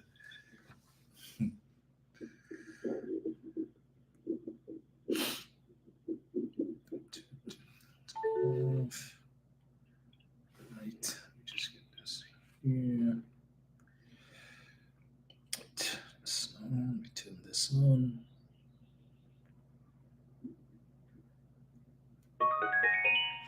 Hello, good morning. Hi, Dominic. Hey, John, morning. Morning to you and morning to all those who looked on to Success 17. Greetings. The UNC has one strategy, and they will change from that. Mm-hmm. Even from the days Badi Saga Maraj, FEM Hossain, HP Singh, and they come along. And it has just to do with racism and the disliking of people of African descent and feeling somehow they're more superior than people of African descent.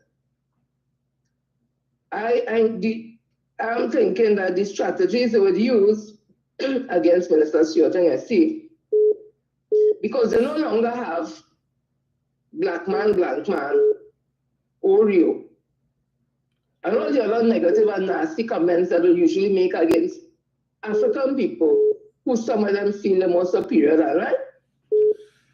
So now we have a potential prime minister who is biracial. He's Indian and Chinese.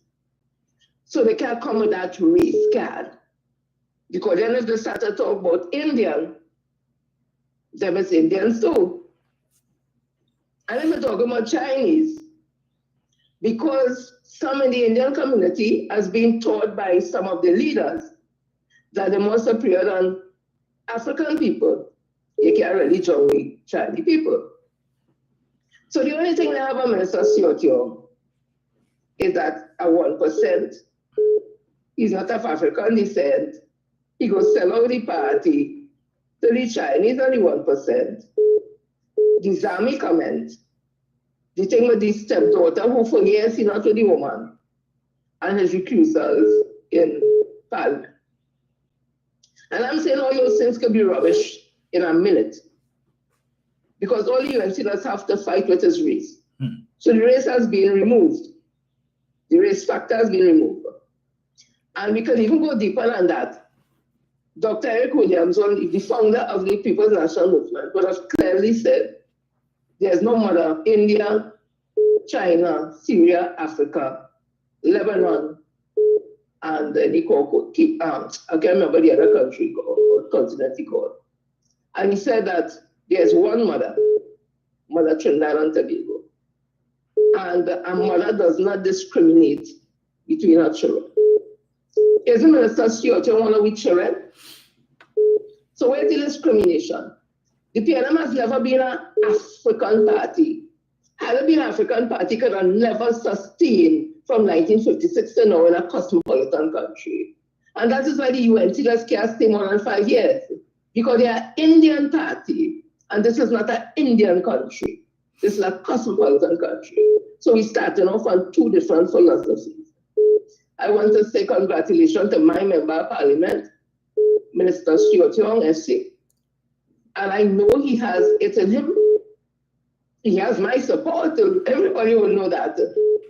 And I know taking up the challenge, like he has taken up the challenge in the energy sector, which was a sector where there were gas deals we used to hear about for years and years, drag on this one that nobody never get it sealed. The deal sealed from 1956 until now. And that had to do with the hard work and dedication of Dr. K. Christopher Rowley being a scientist in the field of oncology, just whatever you call it, and Mr. Minister Stewart Young, who is versed in commercial law, international law, all those things that will be able to make those deals come to fruition now. He was in other ministries also. He did other things also. He has been able to act as the Prime Minister, getting a feel for the role from when Dr. Rowley started to put him to act as it. So he's all wrong. And you see the conversation that just come, that is going to be used by people who are insecure. Because sometimes you have a group of people doing something. Now they're doing it wrong, you know. They're doing it everything. And somebody coming with a new pair of eyes and a new skill set.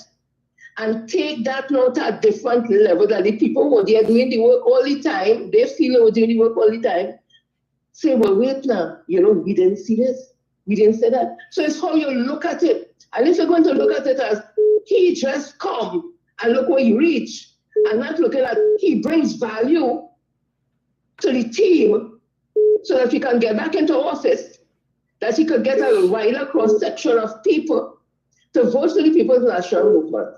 If you're thinking it simply should be Penny, who is African, because when the African people were saying, oh, a Chinese man, they'll tell only something. All who thinking so in the PNM are sending a message to them.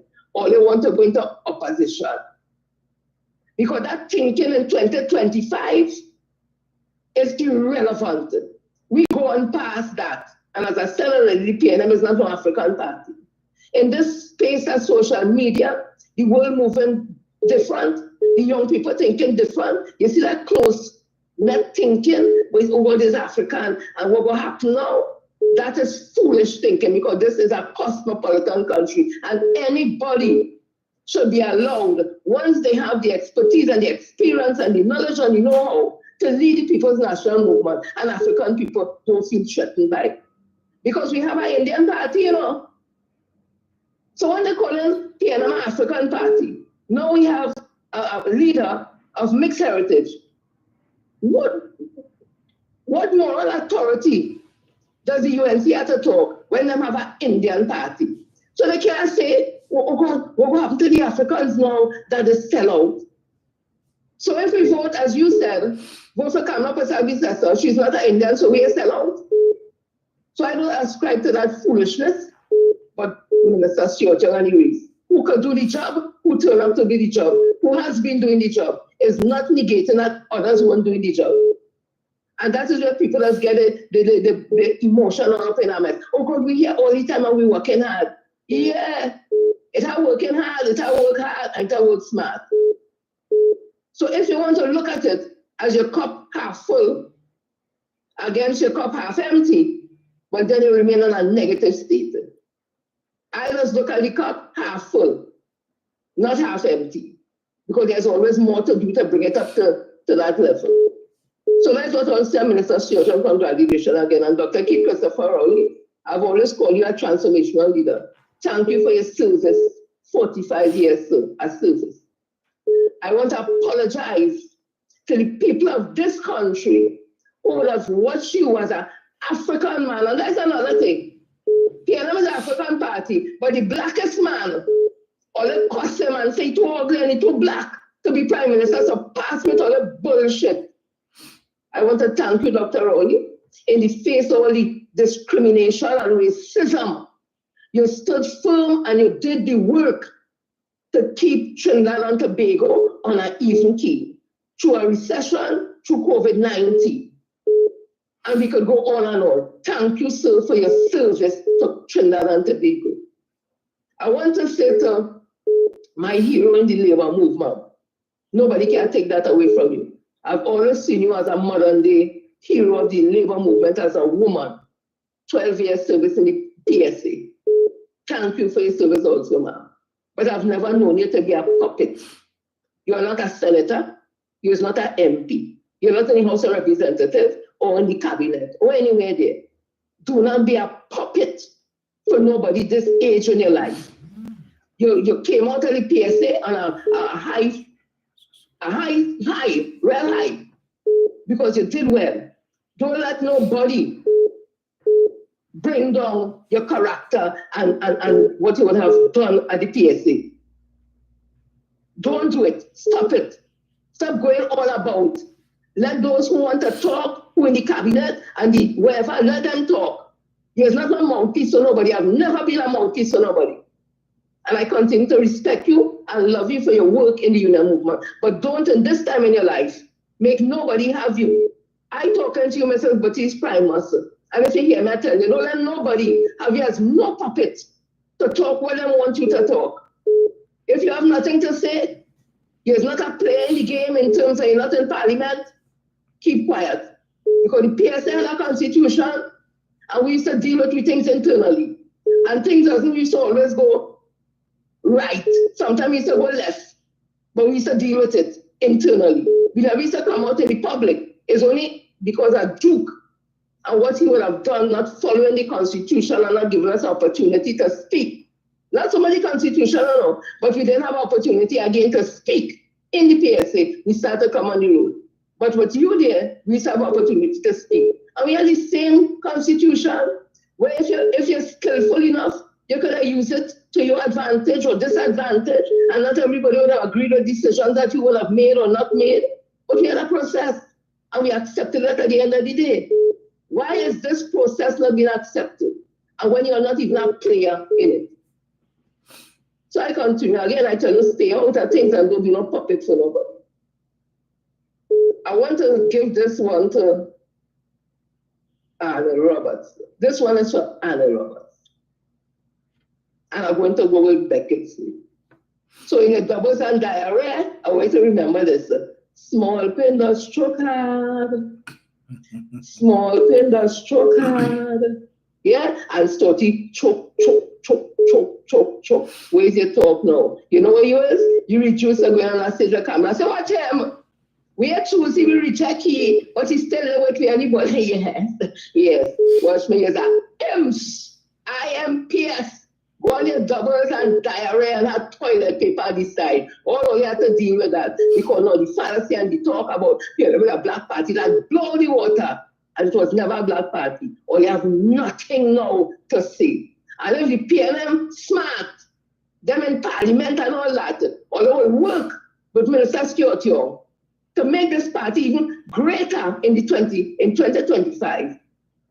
And bring in more people and more wider cross-section and get the work done, because it will mean they will still be in office in other positions. But fight against them now and see if they end up in opposition.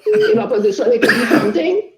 So let's get over all the petty feelings. Right now, people emotion all up in the air. That's understandable, it's human beings. Right now, people, yeah, that's what we do. But settle down, settle our coffee down, look at reality. And understand where we are.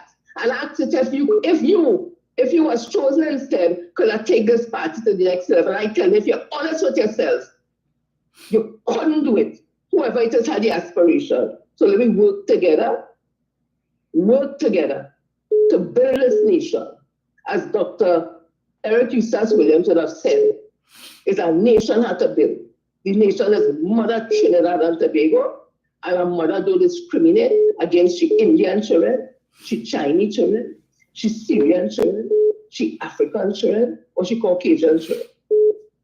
Don't discriminate. So don't start to discriminate now in the People's National Movement. That is not the philosophy or the ideology of the PNM. And for it to do that is to disrespect the man we call the founding father of our nation. It's to disrespect his legacy, his ideology and vision. Or they'll be doing that if they'll continue on this path. But this is a black party. Or they'll disrespect Dr. Eric Eustace Williams. And all they don't deserve who thinking like that to call his name and not know they say. Have a blessed morning, Dominic, and a blessed weekend. Thank you, Jen.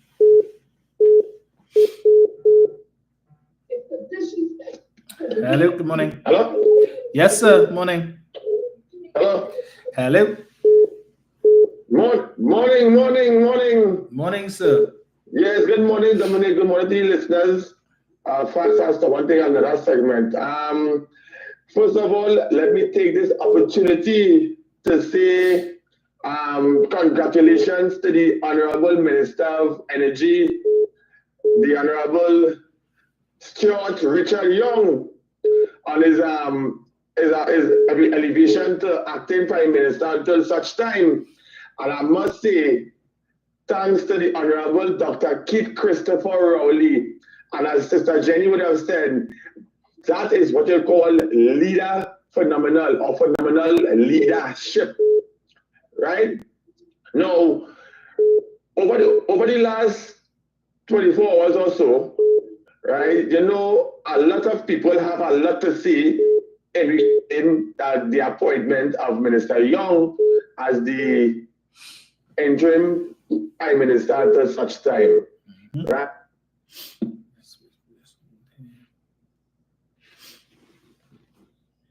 But I am telling the people right now as we speak, right?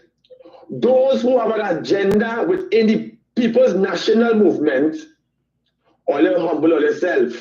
Because everybody now have a lot to say. They go on radio stations and they're talking out of timing. Right? They're going on the radio station. You're not a member of parliament. You are not a senator. You are nothing within the organization. But you have the loudest mouth to come and talk foolishness about one man, one vote. How could you have a convention in this stipulated time frame? Dominic, let me make sense out here now. Let me make sense.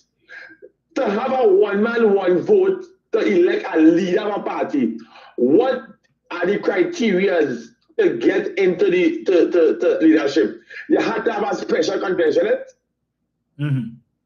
So what are you trying to tell me? We're trying to tell me when Manning would have lost in 2010, anything about appointed Dr. Rowley as the successor? It's already convention there and then. Oh gosh, man, make it make sense now, man. Stop have people using you as a puppet on a string. Gosh, man, that individual disappoint me big. And they're going all over the place and they're just talking out that timing. You understand? At the end of the day, the fight is not in the party. Our problem, we need, and I said it before, we need to have all hands on deck. We need to have all minds think alike. We cannot be in this time, you're pulling and you're talking and PNM is a black party. Since when I know that PNM is an African-based party? Since when I know PNM is a black party? PNM, the People's National Movement, which was christened under the late Dr. Eric Eustace Williams, is an all-inclusive party. It is called the People's National Movement. It's the people in the country, any creed and race, to join the People's National Movement. Could the UNC say that? The United National Congress, could them say that they are all-inclusive party? The UNC is a Hindu-based party. They just pretend difficult. You cannot be a leader for our country and pushing a narrative of a racial way of thinking. We have to understand the reality in this country, you know. Everybody know, not all, but most people who are the loudest mouth right now complaining and say, oh, why Dr. Roy didn't pick, he could have picked Penny, he could have picked this one, he could have picked that one. Okay, we understand the situation. As much as I love Penny because, you know, I ain't saying no. But at the end of the day, we need somebody who could behave like a hyena to with the opposition, because you know them, it's a bunch of blinking hyenas. So you need somebody to match their level. Now, I ain't saying that Penny would have been a good leader, you know. But we need somebody who can match to their level. You see how all of them jump out and they say, they bring up this thing with Churchill's stepdaughter and the recusers and the this and the day and the day. And all kind of thing. They were just starting the nasty mudslinging. You know why? Because they see Minister Young as a threat to them. And that is the problem we have right now. They see Minister Young as a threat.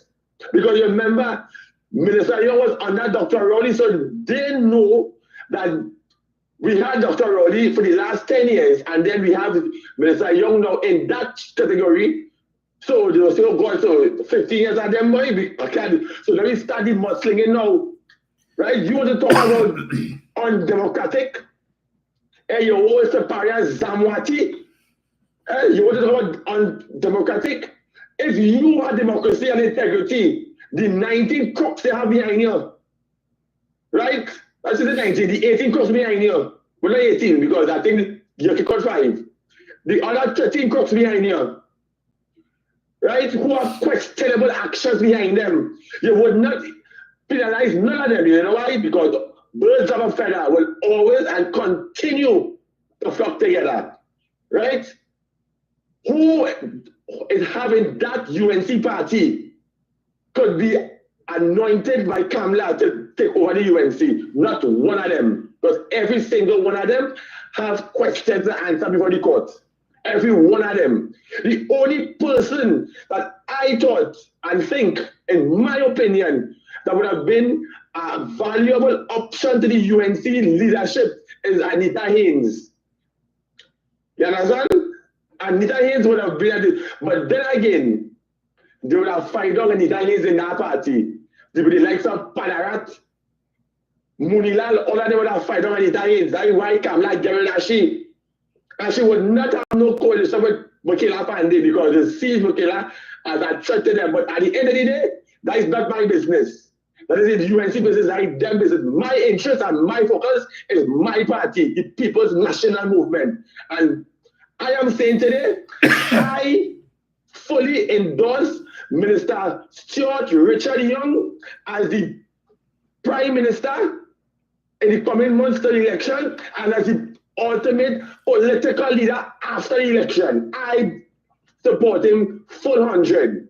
Who don't like it could bite it, could sleep by it, could eat by it. That is their business. This is my belief, and I support him, Minister Young, all the way going down to the end. Who don't like it, that is their business, and that is my take on it. Dominic, good program. Look on listening. Thank you, sir. Hello, good morning. Good morning, Dr. How are you, my darling? I am good. What does Kamala want? Does she know? Nope. She's confused. She's a circle, square, triangle, rectangle, black, pink, green, polka dot, flowered, right? Everything. Because Kenya was a black party.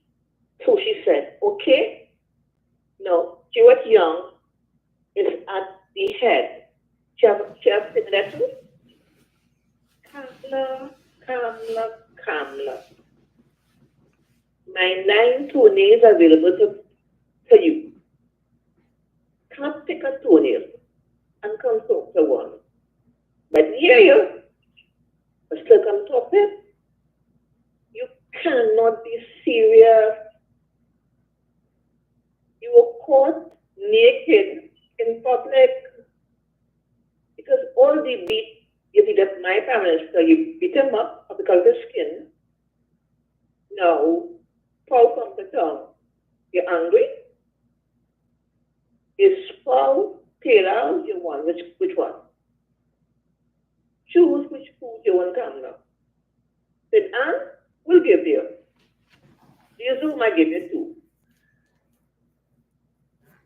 And Robert, my darling, crazy man. You see, man, you condemn, give you 12 and 1 shot it. His foot is so powerful, he gets 12 when the pants on. He's a hull.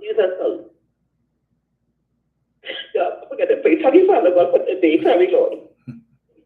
Bless us, Lord. But keep us safe. May your hand of grace and mercy be upon us. Lord, I bless the Payne family. I bless Peter, Lord. I bless what they call the highest favor, Lord Jesus. That God grant to turn into a Bible. That greatness, gold, diamond, the best oil will flow, Father. And every curse that has been in the African people, you are cancelled and brought to naught in Jesus' name. The man gone by have a good day. Thank you. You too. So Joyce Smith on YouTube says, I do not believe because one has been a member of the party for many years that they should be given the job because of longevity. The best person for that job is Stuart Young. Anon is saying now Prime must want to upset the apple cart. Patricia says, right. Patricia McKenzie says, right now, PNM needs a youthful person to lead, not someone in the next 5 years turning 70. We need a leader who could give us straight 15 continuous years of leadership. Of course, Jenny says, we know the assignment for 2025. There was a gentleman who called in Darren Marcel yesterday, and he was indicating that he does not support Stuart Young. And his reason for not supporting Stuart Young has to do with, of course, Stuart Young's race. He wants to continue to perpetuate this fallacy that the PNM is supposed to be an African party. But all right. Hello, good morning. Hello, good morning. Hello. Hello.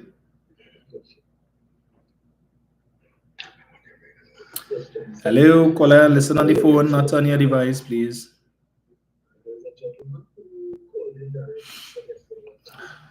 Okay, you're not listening. Angela Marcel Figaro says, I also support Minister Stuart Richard Young for the next PM of Trinidad and Tobago. He is the most qualified, best person for the job. I never look at color, gender, race to determine who will be the best leader. Look for the most capable person. Let's see who else is here.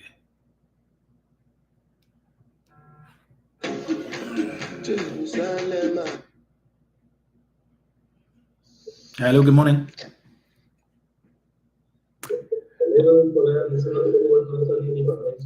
Hello. Hello. Yes, morning, caller. I don't say speak. Hello. Hello. We're hearing you, caller. Go ahead. Yes. Dominic, how you doing, man? Great show, man, as usual. Thank you. This is Winston Basu. Welcome. How you doing, man? Everything good? All is well. I can't complain. I have something to say to Jenny. You know, when the rain falls, it do not rain on one man's house. We are all affected by whatever happens in our nation.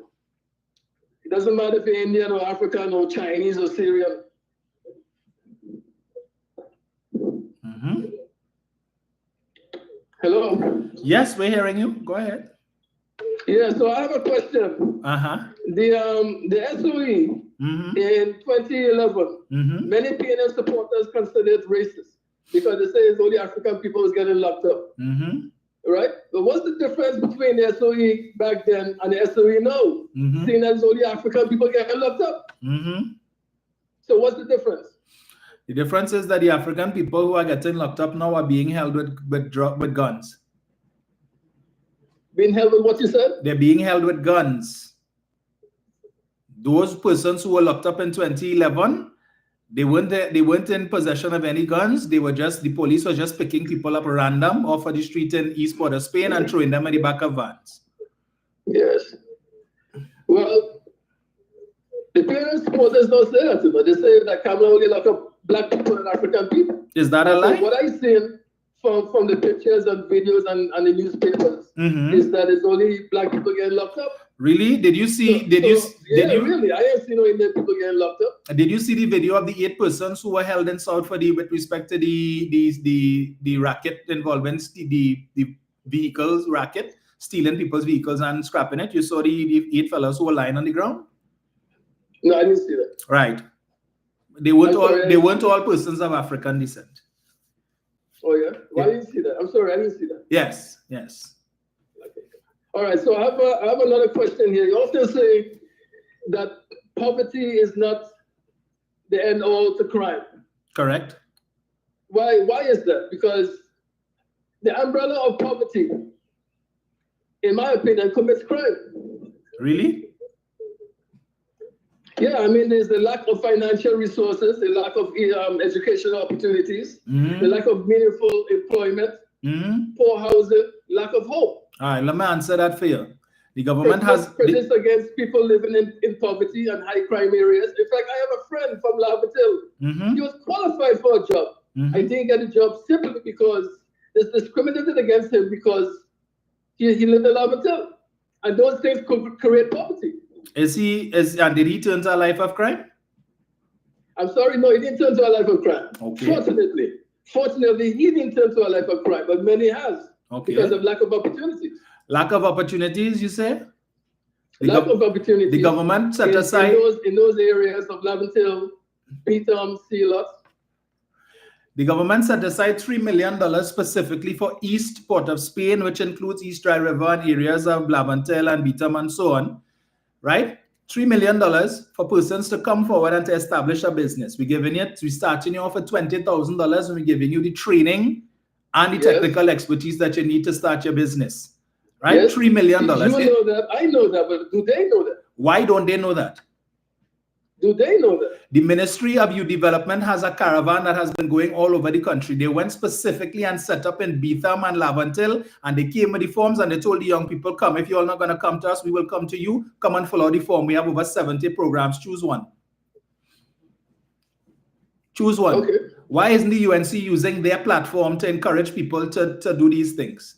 If they so care about the poor, use your platform. You have a Sunday morning press conference. You have your Monday night forum. You have your thing. Use that and tell the young people when there was the killing in her place, David Naked went inside there and talked to the young people and tell them the government don't like black people and they're doing nothing. Why didn't he go inside there and tell the young people inside there, these are all of the programs the government have to go and sign up? Why he didn't do that? Why Arnold Roberts not using his platform instead of talking about Prime Minister Rowley Red Couch and have people who lie down on couch and all of that? Why he not using his platform? I agree. Well, listen, I agree with you. Mm-hmm. I mean, I believe that both political parties should get together to end poverty and crime.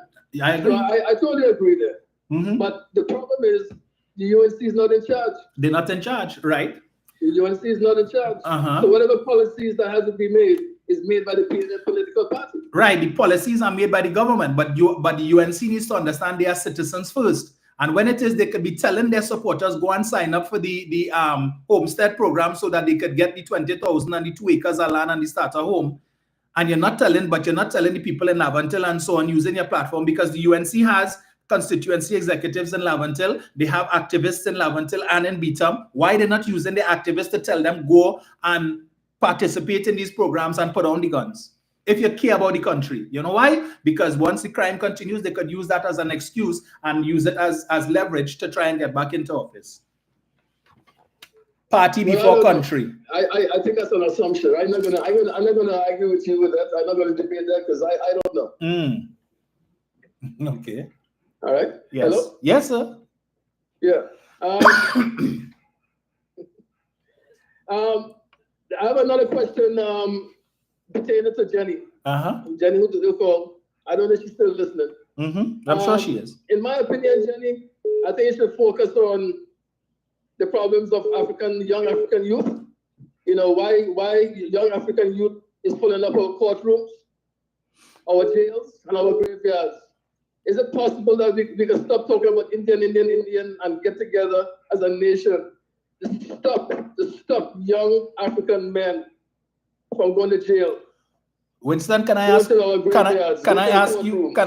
question? Something that we can do, African and Indian, UNC and PNM. Winston, get together as one nation. Let me ask you a question. Winston, let me ask you a question. Where do you live? Yes, sir. Excuse me? Where do you live? I live in New York and Trinidad. I'm back and forth. Right. The majority of persons who are in prisons in New York, what is their ethnicity? I would say, conservatively, Hispanic and African. The majority of persons who are in the prisons in Chicago. But I would say New York City. I can't say New York State. All right. The New York State and New York City. The majority of people who are in the prisons in Chicago, of what race are they? I would not know. I don't live in Chicago. Okay. Well, I will tell you. The majority is persons of African descent. So it's not just Trinidad alone, my friend. Not Trinidad alone. And we need to go back and look at the historics and what would have contributed to that. But Dominic, if you look at the historics of Trinidad, we all came here destitute. We came as enslaved. Right. An Indian man come with not even no shoes on his feet. Right. All of us was poor. Why is it that the Indian people made it and African people didn't? You know why? Because whenever the PNM is in power, the PNM has been in power for most of the time, whenever the PNM tries to do anything that is specifically targeting persons of African descent, The UNC always goes and claims it's discrimination, and they go to the Equal Opportunities Commission and they claim discrimination. They go to the court and they claim discrimination, and more often than not, these institutions agree with them that these practices of the PNM that is targeting persons of African descent is discriminatory, and they are told to stop. With all due respect, they're right. It is discrimination. Why would one race benefit over another race? So why did the United States? Why did the United States then have affirmative action? It was to benefit who? The great United States where you live. You know, many African people benefited from affirmative action. Are you saying people of African descent in Trinidad should qualify for that kind of policy? Saying that we were all destitute at one point? Really? Yes. The young man came up the ship with no shoes on his feet. They're poor. All right. So let me ask you. Came as enslaved Africans. Okay. We all came here equal. Right. So you made the point just now about your friend who living in Laventille, and because of where he lives, and he had qualified for a job. Right. But because where he lives, right? Because he was from Laventille, he was discriminated against. There you go. They didn't give him the job because he was there you from go. Laventille. Well, there you go. My point is that contributes to poverty because he had to remain unemployed for a longer period of time than someone else who lived in let's say, a low crime area. Rubbish, because he could have looked for a job elsewhere. That wasn't the only place. There are other jobs. Exactly. Laventille, Beaton, Sealers, they are discriminated against, and that contributes to poverty. Really? That's my point. And you know Kareem Marcel's story, where he came from? Yes. Where did Kareem come from? I assume he came from Laventille. He came from Beaton. No, he came from Beaton. Right. And what is he today? He's an attorney. And soon to be the next member of Parliament for Laventille West, yes? Yes, congrats. Right. I'm happy that he is. Right. And when it is he became a lawyer, what did Inshan Ishmael say? I don't know. Oh yes. Refresh my memory. Right. Inshan Ishmael would have jump out himself to talk about why they celebrating Kareem Marcel because he's one lawyer come out of Beaton, and there should have been more and all of that, because you try to downplay the significance, and then he jump up and talk about how much lawyers come out of Bamboo, where it is that he is from. So that when it is that even when the persons of African descent do well, look, I spoke a couple days ago at what the UNC is doing. Certified Samson, who decided to use his fame to open a ice cream shop. And because he opened one, and because 2-3 PNM people went there, the UNC now is calling for a boycott of Certified Samson's successful business. Is that right? Who doing it? It's not the Africans. It's the UNC. Who supporting the UNC in the main? Who calling for Certified Samson's business to be boycotted because 3 PNM people went there? Is that the UNC heads that said that created that policy, or simply people who are UNC supporters? And that is what I am saying. The UNC supporters doing that. Why isn't the leadership of the UNC condemning it? Because they are aware of it. They're seeing it on social media the same way we see it. Why haven't they come out and said, don't do that? That is not right. Because when it is this guy, the other guy, Kyle Boss, had opened his thing, the 5 a.m. coffee club or whatever on Monroe Road. Saddam Hussein went. You hear anybody from the PNM saying boycott boycott Kyle Boss thing because a UNC person went there? No, they didn't do that. And that is the difference between the PNM and the UNC. That is the fundamental difference. And we need to be calling them out on their foolishness. Well, you know something, I totally agree, but it works both ways. Because you know that I often type a text on your chat that in the end of the day, we, the people of Trinidad, we're going to have to vote for the lesser of two evils. You know that. I say it all the time on your group chat. How do you define the lesser of two evils? Because PNM, in my eyes, is also corrupted. Really? That's the reason why they lost in 2010. Really? What corruption? What was the corruption that caused them to lose? Dominic, we will be here all morning, man. I know you'll give it in 10 minutes. All right. Call me back another time. All morning. Dominic, trust me, we'll be here all morning. Yeah, we could be. I just asking you. You say it's because. 10 minutes. I know you have other calls, but all right. Listen, the great show as usual. Thank you. Great show as usual. Thank But you. I would like to say maybe to Jenny that if she's listening, when a bandit robbing you and want to kill you, he doesn't ask if you are UNC or PNM. All right? We are all affected, regardless of race. That's all I have to say. Thank you. Thank you.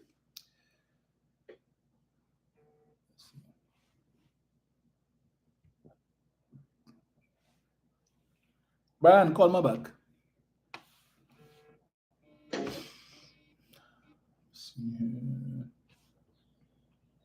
Brian. Morning, Governor. Morning, sir. Governor, hold on a second.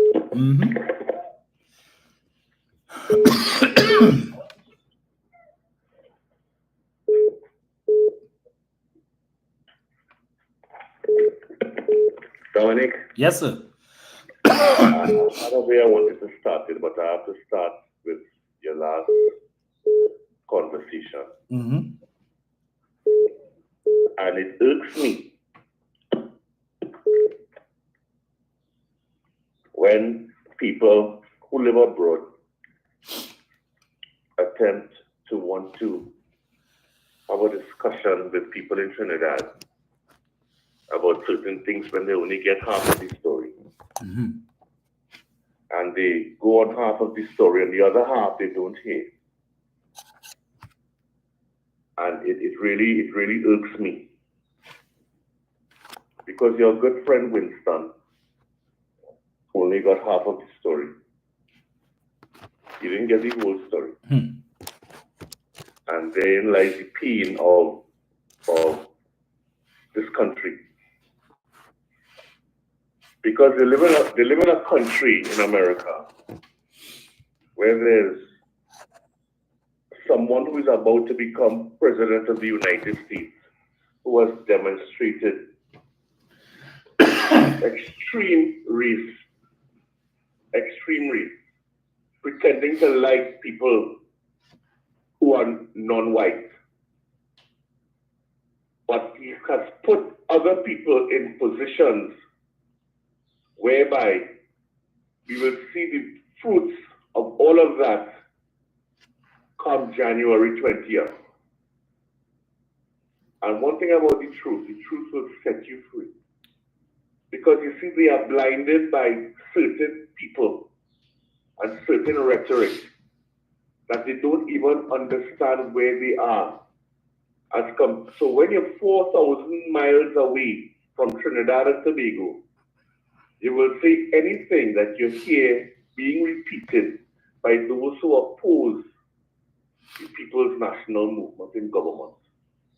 Because it irks a lot of people in this country. And you're hearing it. Yesterday was the worst. Because everybody knew what happened in the caucus. The caucus, yesterday, over the weekend, sorry. Everybody, Sheikh Mohammed knew that it didn't go the way it went. He knew that, he was certain it didn't go the way it went.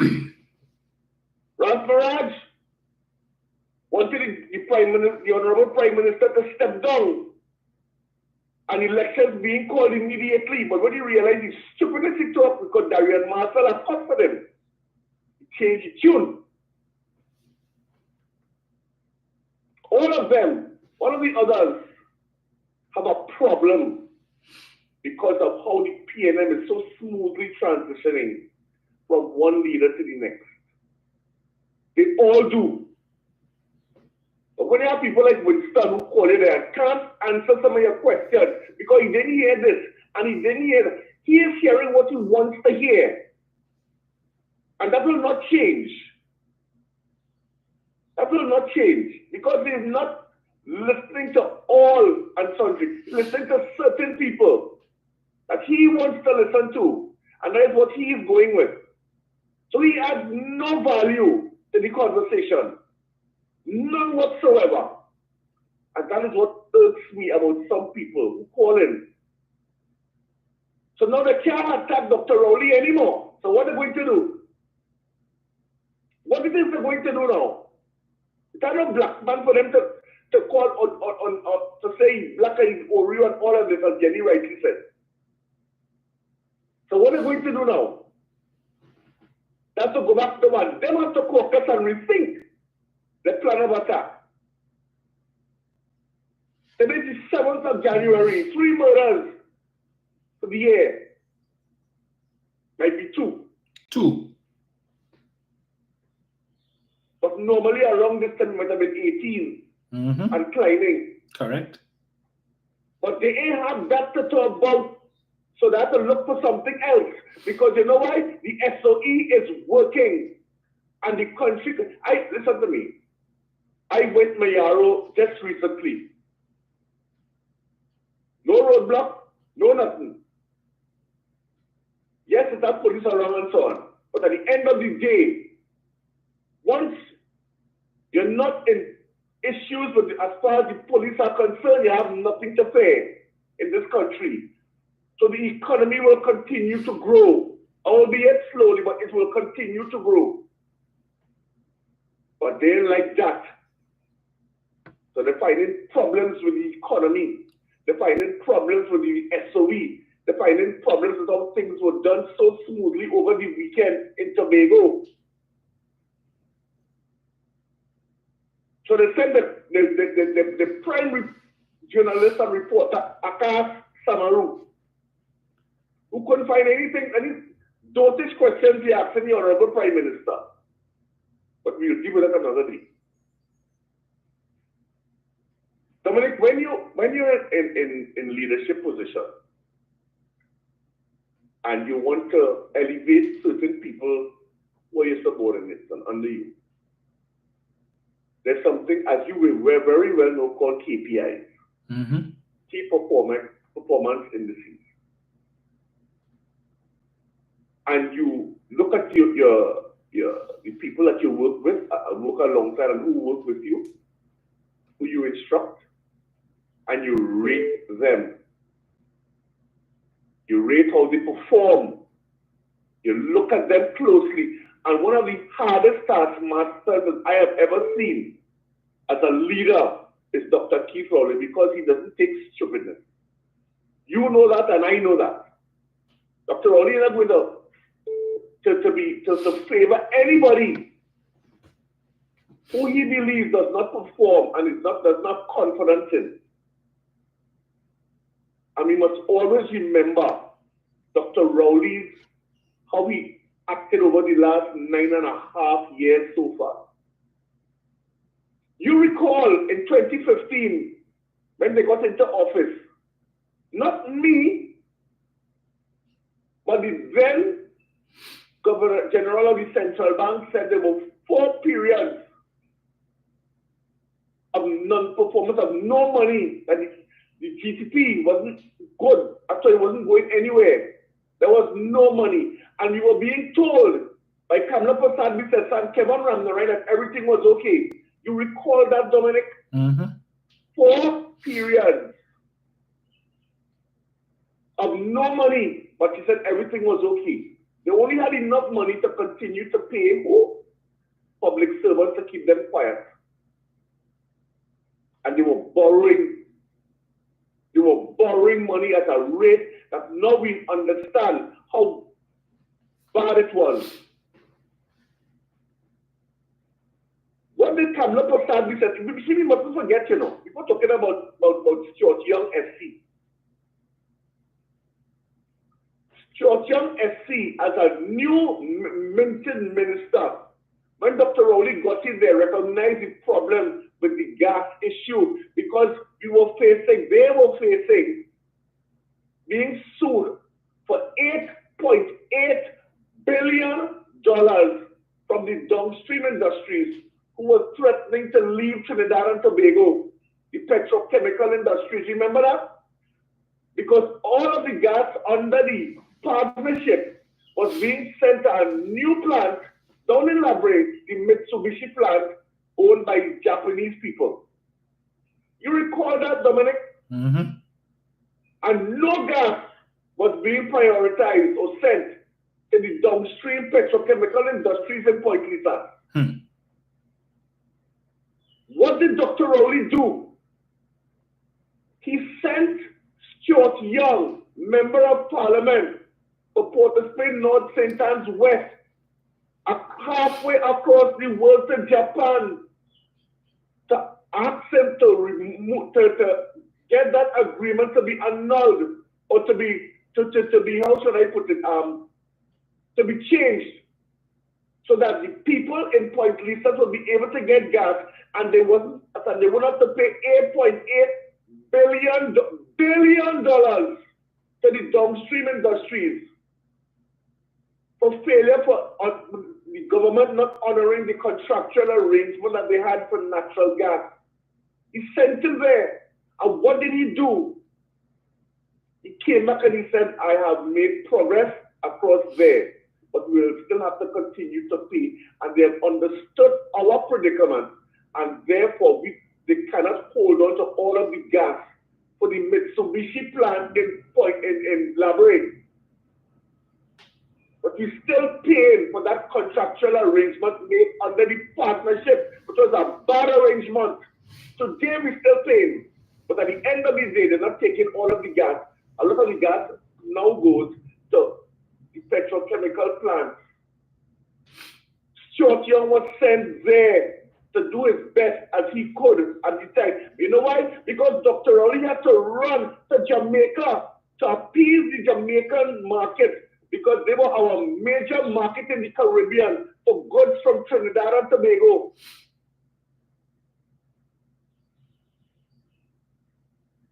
And then he went, Stuart Young, working out of the Prime Minister's office and working with Dr. Rowley with respect to the gas deals with Venezuela and so on. And I carried him to Europe, carried him to London, carried him to Houston, and saw how he performed.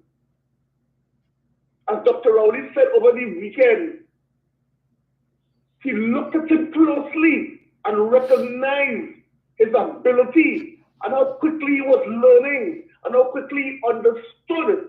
And that's why he said, okay, eventually he put him to act as Prime Minister. You don't put somebody just so. You put him to act to see how he would perform by himself now. Now that he has gotten the training, now that he understands leadership. And I will rate him as he would have rated the other members of the government. And as he said when Akash Samaru asked him the question with respect to why Stuart Young, because he said he has performed, I have looked at him closely and he has performed above and beyond what I imagined that he could be. And he was right in position because of his learned experience to lead Trinidad and Tobago. Dr. Roy didn't look at race. Dr. Roy didn't say he had black enough. Dr. Roy didn't say this is an African party, so he doesn't qualify. Dr. Roy said, I am looking at all of you, and I'm looking at those who I believe in my concerted view after I leave, who I believe confidently can lead Trinidad and Tobago. And he chose Stuart Young, as many others did. But they don't like that. But I support Stuart Young SC. Up to yesterday, even before I heard what was going on, I had not really an argument, but a discussion with a certain friend of mine. And they asked me why I should choose Stuart Young. I said because Stuart Young has proven himself because of his KPI, which all of us in leadership had to do when you are rating your subordinates and rating people and getting them to understand how they must perform and what they must do. As Dr. Rowley has always indicated, he has always spoken to his members, to his caucus, to his cabinet about how you must perform and how you must act and how you must be. And if at the end of his day, he recognizes Stuart Young SC as that person, I have every confidence in Dr. Rowley's chosen one, his pick for the benefit and for the future of this country. but those who oppose will never like it. I watch my news, I listen to the news from morning to night, and everybody that the primetime television stations, the news stations spoke to, as well as in the morning, anti-PNM people. Anti-PNM. Why did they never call Marlena or others like her to ask of their opinion? Why? Why does always Shea Mohammed, Vishnu Raghunath, and what's the other one name? Hamid Ghani, who talk out, pilots, stupidness, whole day, into the night, and don't have a clue what you're talking about, to a certain extent. But at the end of the day, they all against what Dr. Rowley and this government is going. The transition is so smooth, they cannot believe it because they thought there would be ruction and arguments and so on. So they would have had something to talk about. So you know what they're doing? They're speculating on the negative. They're speculating negatively.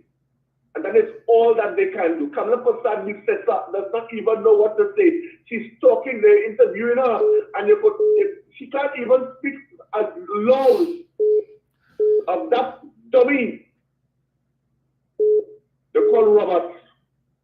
Poor fella. No St. Joseph for he. So maybe he might go out to beg for some other position in the party. You understand? But they have nothing to challenge what Dr. Rowley has done. So now they have to reset. And they don't know how to do that as yet. So they may very well, as they're writing, they have to go back to certain things that may have happened a long time ago. Because they have nothing else at this point. They ain't talking about murders anymore. They ain't talking about that for this year. They have to check. Even the news, primetime news used to give you a check. How much it was in last year compared to this year, and how much it was the year before, and so nothing of this survived because the SOE so far has been very successful, and continues to be a success. We're not saying yes, they will have one or two murders, and we ain't saying that they won't, they will, but at the end of the day, the plethora of murders that we have been experiencing in January, 60-something, 70-something, all that, but it ain't happening. So there's a success for the SOE, but they will never ever say, hey, it's working. They will never say that. And I am of the firm view, and they have nothing to challenge Dr. Rowley on, and they have nothing to challenge Stuart Young on. So when Winston and the lights come and say that they didn't hear this and they didn't hear that, it's because they're making excuses like your partner the last time you say that the phone gave it trouble. That is what they do. But we have to remain positive of what has been being done is in the best interest of Trinidad and Tobago. The budget will come, and Dr. Rowley would, as he said, he has a plan and he is working towards that plan. He will know when to exit, and they will know exactly when to call the budget, and the new Prime Minister will know exactly when to call election. So it matters not. And there's democracy in the party whereby that Penelope Beckles also got votes. They didn't say it was unanimous. They didn't come and lie to the people. They came and Dr. Rowley indicated that yes, there were two people who were nominated, and Penelope Beckles did get votes. He didn't lie. But Churchill got the majority. He could have come and simply say, well, it was a very strong majority. He could have said anything. And leave it at that. Because they weren't there in the caucus. They weren't there to see or hear. But they will speculate on the negative. Because that is what they do. And we as a people of this country have to understand what the UNC are about and all of those so-called quote-unquote economists and people who are invited to speak on behalf of the PNM who don't have a clue about PNM and what they do, but will give their negative and biased opinion because they have nothing else to say. They will never congratulate Dr. Rowley on his human service over the last 45 years in this country, that he has never ever been have to face the police or go to jail or have any case against him. They will never talk about these things. But you know what they wouldn't talk about equally too? That there are people in the opposition that keep saying that matters before the court. And they have a leader who is trying to prevent people from being properly prosecuted in the courts of law in this country, that we have to go outside of Trinidad and Tobago in order to get justice for the people of Trinidad and Tobago. Why is that? Why is that? They put up Wayne Sturge and with Toko Sangi Grandi. Where Wayne Sturge living? They must ask for themselves where Wayne Sturge living. Wayne Sturge not living in Toko Sangi Grandi. As a matter of fact, he living on the opposite side. But she will put anybody she could get at this point in time.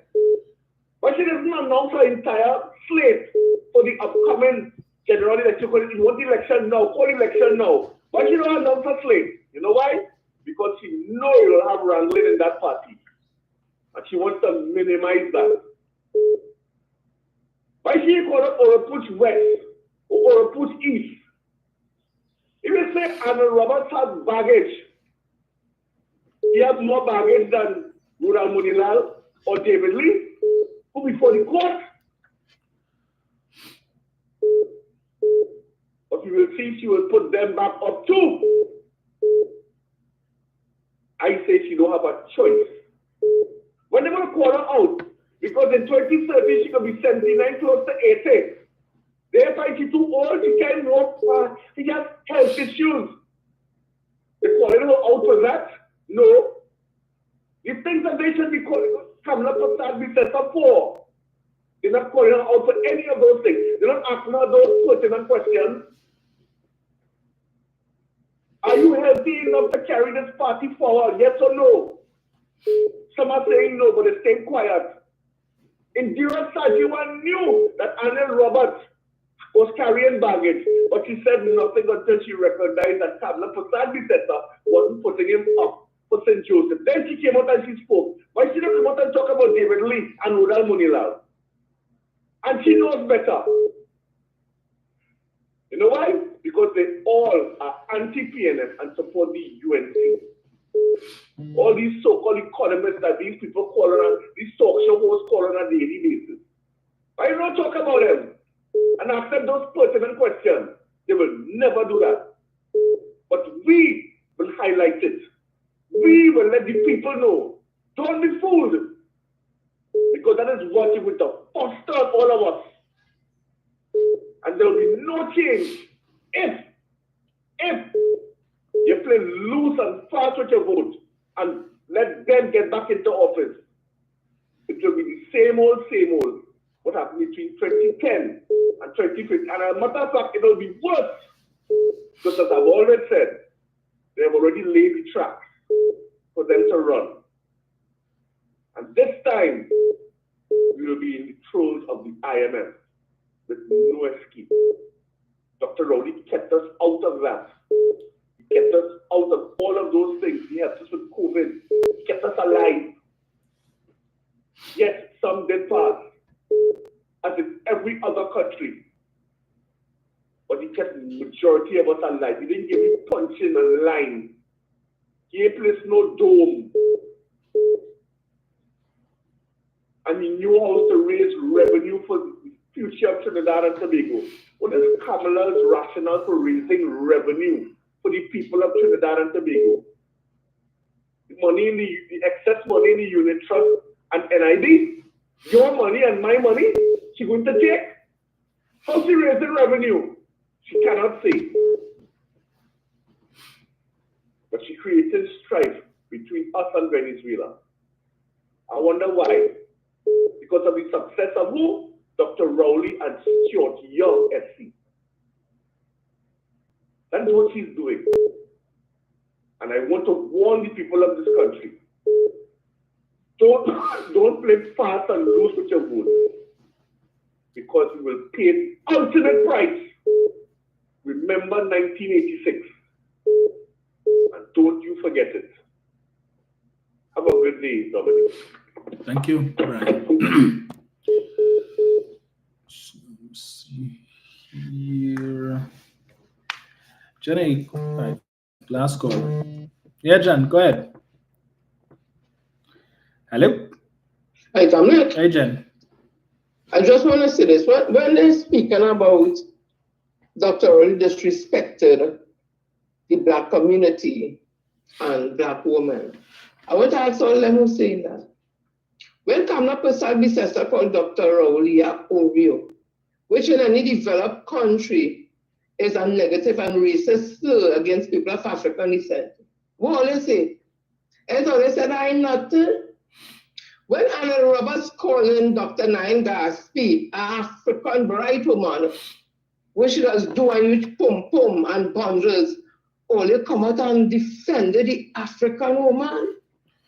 When Kamla Prasad sister called Dr. Rowley a house slave and others call them house slave, only came out and defended the African man and woman. When Kamla Prasad sister told Mrs. Camille Robinson Regis that you have your slave master name, only come out and say how she could say that about the African woman. When Kamla Prasad sister basically made Mrs. Honeywell, Donaldson Honeywell, who was, I think, the Solicitor General, when she wrote to her about her concerns happening in the AG office, and Kamla Prasad sister sent back the letter to the Indian AG, and the African woman, bright African woman, had to leave because of that. Oh, they say anything about the African woman? So when they're talking, all they don't bring out all the Africanness when it is convenient. They are African 100%, because people of Indian descent is Indian 100% and all other races, and they're correct. Because this is a cosmopolitan country, and people are supposed to be proud of their heritage and the race. What you should not do is feel more superior than anybody else, and feel that you're more entitled at things than anybody else. And I'm going to tell you, as I say it again, the peacemakers in this country have been a large percentage of people of African descent, and of course some Indian persons also, and other races also. But when you look at the teachings of some of the Indian intellectuals, is to tell them that they're more superior than the inferior African people, that they're not savages like us, and that they benefited from everything that they have in this country and then build this country. That is the teachings there. So don't tell me no foolishness, all the Black intellectuals coming out to talk about, oh my gosh, and human and ordinary people. That is disrespect the African woman.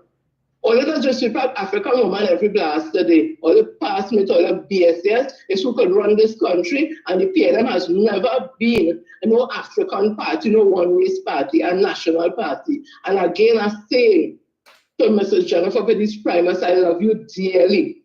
Nobody can come and talk about labor and dirty your name. You have a history, a proud history in the labor movement. A woman 12 years holding down one of the biggest unions in this country.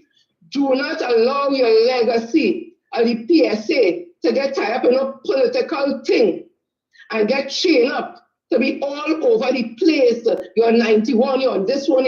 Why are you doing this? You're not a player in the game. You're not in parliament. You're not a senator. Why are you doing this?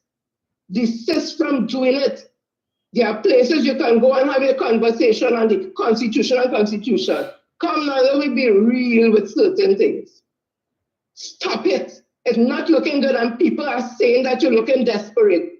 People even saying, next thing they see in a yellow jersey, why are you making your history, your legacy, go down this way? Mrs. Baptiste Primus are begging you. You know, I've always been in your corner.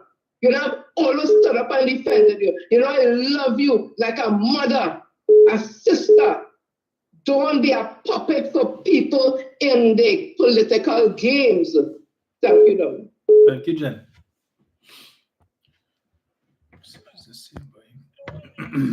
Hello, good morning. Okay. Well, folks, it is 9:22, so I will take my leave. Thank you all so much for joining me this morning. We went a little over, but that's all right. This is a very topical issue, and I know there will be further developments, but beware of the UNC's playbook, right? We know what they come in with. So you're going to be seeing plenty of things on social media. It's your young ex-daughter-in-law, and not daughter-in-law, sorry, stepdaughter and all of them kind of foolishness. That's rubbish. She did her thing that had nothing to do with Stuart Young, and she will have her day in court and innocent until proven guilty, right? So, and these people have no moral authority to talk nothing about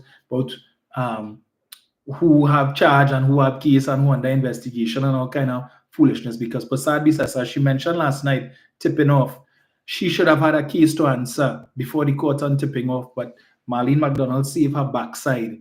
All right, so she talking big last night. Whoa, they talk about me and they try to accuse me of tipping off and whatnot with Marlene McDonald, and they try to put a case on the girl, and all of a sudden Marlene is a girl.